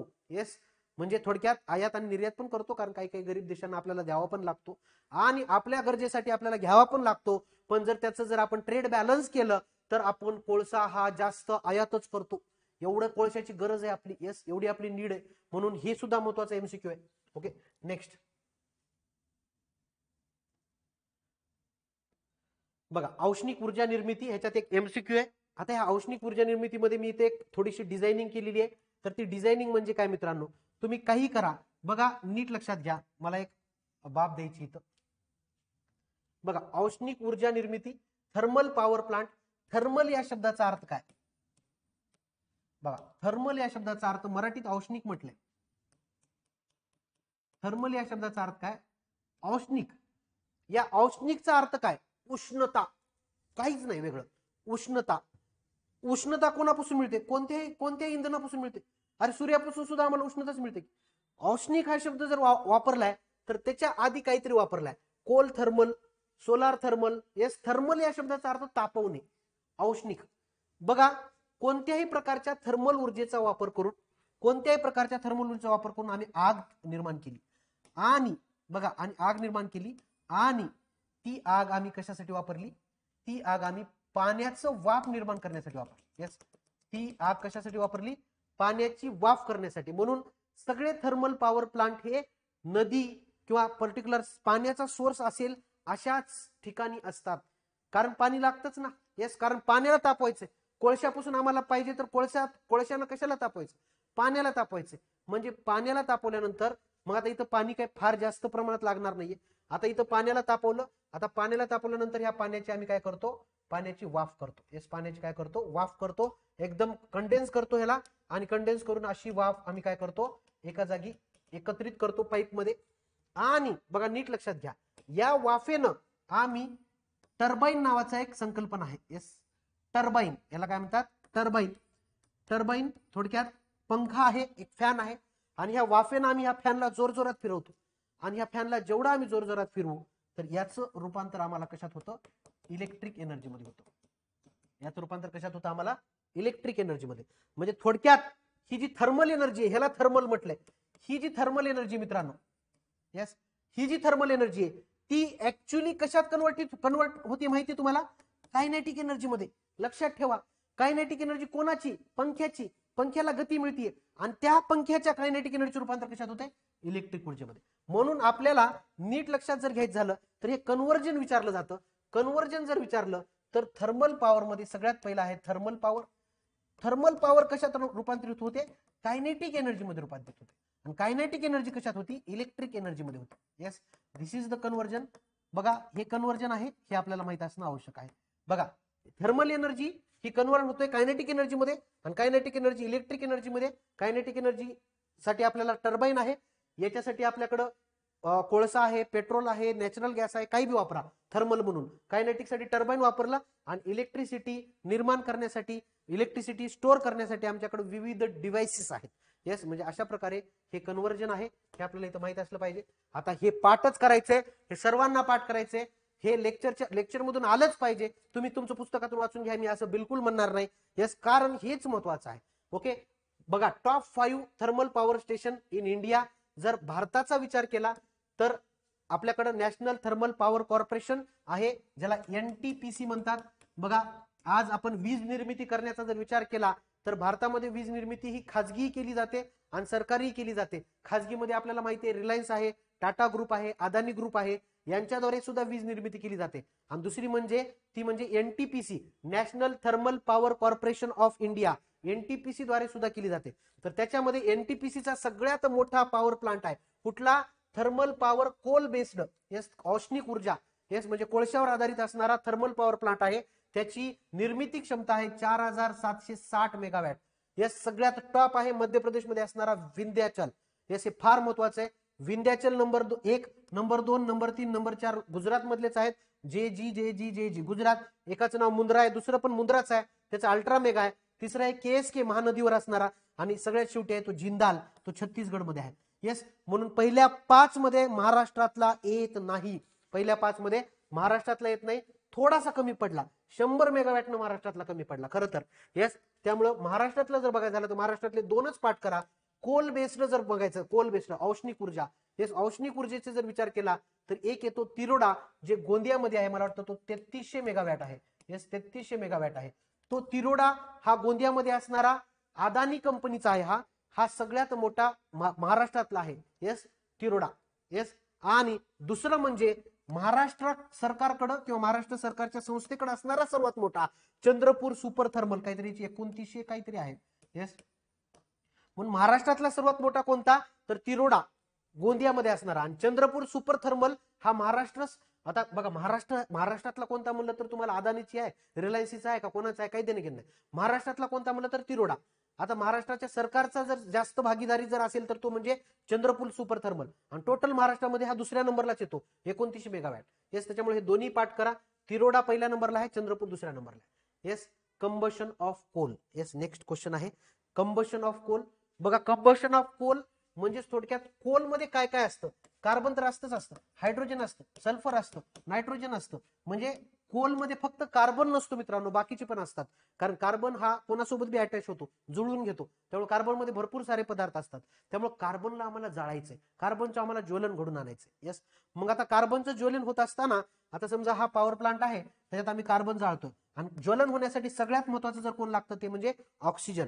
जर भरपूर प्रमाणात ऑक्सिजन मिळत असेल तर कंप्लीट कंबशन होतं. लक्षात ठेवा, भरपूर प्रमाणात ऑक्सिजन मिळत असेल तर कंबशन होतं कंप्लीट. काय काय कंप्लीट, नीट लक्षात ठेवा. भरपूर प्रमाणात जर आम्हाला काय मिळाला, ऑक्सिजन मिळाला, कशाचा कोलला, भरपूर कंबशन होईल, कंप्लीट कंबशन होईल. Complete combustion, yes complete combustion, किंवा त्याला संपूर्ण ज्वलन म्हणा सरळ सरळ मराठीत. येस, संपूर्ण ज्वलन होतं, आणि संपूर्ण ज्वलनातून कार्बन आणि ऑक्सिजन यांच्यापासून आम्हाला खरा मेन भेटतो तो CO2. म्हणून बघा, कंप्लीट कंबशन झालं तर कार्बन डायऑक्साईड मिळतो, पण इथं इनकम्प्लीट कंबशन होण्याचे चान्सेस कधी आहेत. Yes, incomplete. आता इनकम्प्लीट कधी होईल बरं, इनकम्प्लीट कधी होईल, आता तिथंच ऑक्सिजन तिथला कितीतरी वापरला जातोय, कंटिन्युअस कार्बन डायऑक्साईड तयार होतो. म्हणून एखाद्या कोणत्याही थर्मल पॉवर प्लांटद्वारे फक्त कार्बन डायऑक्साईडच तयार केला जातोय असं होणारच नाही. कंप्लीट कंबशन जिथं होतं तिथं इनकम्प्लीट कंबशन होणारच आहे, कारण कंटिन्युअस एवढा ऑक्सिजन देऊ शकत नाही. त्यामुळे इनकम्प्लीट कंबशन होत असताना कार्बनला फुल ऑक्सिजन भेटत नाही. या दोघांचं एकत्रीकरण होऊन कार्बन मोनोऑक्साईड सुद्धा तयार होतो, कार्बन मोनोऑक्साईड सुद्धा तयार होतो. दिस व्हेरी व्हेरी इम्पॉर्टंट. आणि बाकी सांगायचं झालं तर CO2 तर तयार झालेलाच आहे, कार्बन मोनोऑक्साईड तर तयार झालेलाच आहे, सल्फर असल्यामुळे सल्फ्युरिक ऍसिड, नायट्रोजन असल्यामुळे नायट्रिक ऍसिड, आणि हे आम्लवर्षासाठी सुद्धा कारणीभूत असतात. हे आम्लवर्षासाठी सुद्धा कारणीभूत असतात. म्हणजे हे पोल्युटंट नावाची जी संकल्पना आहे, येस पोल्युशन, सेकंडरी पोल्युटंट, ही मी स्वतंत्र तिघांची सेपरेट शिकवणार आहे नेक्स्ट लेक्चरमध्ये. म्हणजे जिथं कोळसा, नैसर्गिक वायू आणि पेट्रोल या तिघांचं तुम्हाला मी काय करणार आहे, कंपॅरिझन करून दाखवणार आहे की कोण जास्त आपल्याला खराबा करते. येस, हे असं कंबशन ऑफ कोल आहे, आणि हे कंबशन ऑफ कोलचा एक छान मला भेटलेला एक डिफरन्स आहे. Complete combustion versus incomplete. Complete combustion मध्ये कंप्लीट ऑक्सिडेशन होतं, इथं पार्शियल ऑक्सिडेशन होतं. त्यानंतर produces high amount of energy, इथं लो अमाऊंट ऑफ एनर्जी. त्यानंतर ऑकर्स वेअर इनफ ऑक्सिजन असेल तर, जास्तीत जास्त ऑक्सिजन असेल तर, जर ऑक्सिजन कमी पडत असेल तर इनकम्प्लीट होतं. त्यानंतर प्रोड्युसेस कार्बन डायऑक्साईड, वॉटर, हे दोन मेन बाय प्रोडक्ट पडतात कशाचे, कंप्लीटचे. इथं बघितलं तर कार्बन मोनोऑक्साईड, डस्ट पार्टिकल हे बाहेर पडतात. त्याच्यानंतर creates a blue coloured flame, निळ्या रंगाची फ्लेम निर्माण करतात, आणि हे creates a yellow coloured flame, म्हणजेच पिवळ्या रंगाची फ्लेम निर्माण करतात. आणि लास्ट आहे produces a carbon dioxide which can cause global warming, आणि produces a carbon monoxide which is an air pollution. म्हणजे ह्याच्यामुळं एअर पोल्युशन होतं, आपल्याला त्रास होतो, आणि ह्याच्यामुळे ग्लोबल वॉर्मिंग होते. कशामुळे, कंप्लीट कंबशन. अशा प्रकारे एक प्रकार येतो कंप्लीट कंबशन, आणि दुसरा प्रकार येतो इनकम्प्लीट कंबशन. बघा लक्षात घ्या, पहिलं लेक्चर एकदम व्यवस्थितरित्या कोळशावर घेतलंय. पेट्रोल, नैसर्गिक गॅस, आता उद्याच्या किंवा नेक्स्ट लेक्चरमध्ये मी तुम्हाला काय म्हणतोय, कंटिन्युअस लेक्चर्स अपलोड होतील. ओके, ह्या लेक्चरला तुम्हाला जास्तीत जास्त डेटा देण्याचा मी प्रयत्न करतोय. पहिलं लेक्चर असल्यामुळं तुम्हाला हे थोडंसं समजायला किंवा प्रश्न कसे येतात हे कळायला थोडंसं अवघड जाईल. पूर्ण एनर्जी झालं की एनर्जीचे आलेले क्वेश्चन्स आपण घेणार आहोत. सगळा डेटा तुमचा मी कंप्लीट करणार आहे. 35 पर्यंत मार्क जसे पडतील याचा आपल्याला प्रयत्न करायचा. 45 पैकी 35. येस, आणि हे आतापर्यंत घडत आले, इथून पुढे सुद्धा घडणार आहे, यात कसलाही बदल होणार नाही. उद्याचं लेक्चर काय असणार आहे, येस उद्याचं लेक्चर काय असणार आहे, नेक्स्ट लेक्चरचे टॉपिक्स पेट्रोलियम, त्याच्यानंतर नॅचरल गॅस, त्याच्यानंतर भारताची संपूर्ण औष्णिक ऊर्जा निर्मितीची स्थिती काय आहे, त्याच्यामध्ये कोळशाचा सहभाग किती, पेट्रोलचा सहभाग किती, किंवा इतर औष्णिक ऊर्जाचा सहभाग किती. त्याच्यानंतर औष्णिक ऊर्जा आणि प्रदूषण, मी जे आता तुम्हाला सांगितलं की ह्या औष्णिक ऊर्जेमुळे जे काही पोल्युशन होते त्याच्यामध्ये मग पेट्रोल, त्याच्यानंतर कोळसा, आणि त्याच्यानंतर जो काही नैसर्गिक गॅस आहे ह्यांचं कंपॅरिझन तुम्ही बघा. आजच्या या एका लेक्चरमधून मागच्या वर्षी विचारलेले 3 प्रश्न कव्हर झाले. 3, एकच प्रश्न राहिलाय, तो म्हणजे अपारंपरिक ऊर्जेत जायचा आहे. सांगतो मी तुम्हाला काय राहिलंय आणि काय झाले ते आपण कशात पाहणार आहोत, अनालिसिस मध्ये, प्रिव्हियस इयर अनालिसिस मध्ये. त्याच्यानंतर बघा बघा नेक्स्ट आहे पुनर्निर्मितीक्षम ऊर्जेची गरज. येस, गरज आहे आणि त्या गरजेवरच एक प्रश्न आला होता गेल्या वर्षी. येस, गरजेवरच एक प्रश्न आला होता. सॉरी, या लेक्चर मधून 2 झालेत आणि पुढच्या लेक्चर मधून 2 होतील आणि त्याच्या पुढच्या लेक्चर मधून नेक्स्ट एक्झामचे प्रश्न कव्हर होतील. येस, पुनर्निर्मिती ऊर्जेची गरज आणि विविध उपलब्ध पर्याय आज आहेत उपलब्ध, भारताला सोपे पण आहेत. येस, अशा प्रकारे हे आपण पूर्ण पाहितलेलं आहे. तर या लेक्चर या बॅचला जास्तीत जास्त लोकांनी सबस्क्राईब करायचे, तुमचा खूप जास्त प्रमाणात फायदा होईल हे मी निश्चितपणे सांगू शकतो. आणि ही बॅचची ऑफर ही केवळ पहिल्या 50 विद्यार्थ्यांसाठी आहे. त्यानंतर फी जी काही आम्हाला रेग्युलर जी काही घेतो आपण ती ठेवली जाईल. येस, तर या लेक्चरमध्ये आपण इथेच थांबणार आहोत. भेटणार आहोत आपण next lecture, that is remaining fossil fuel. Thank you very much.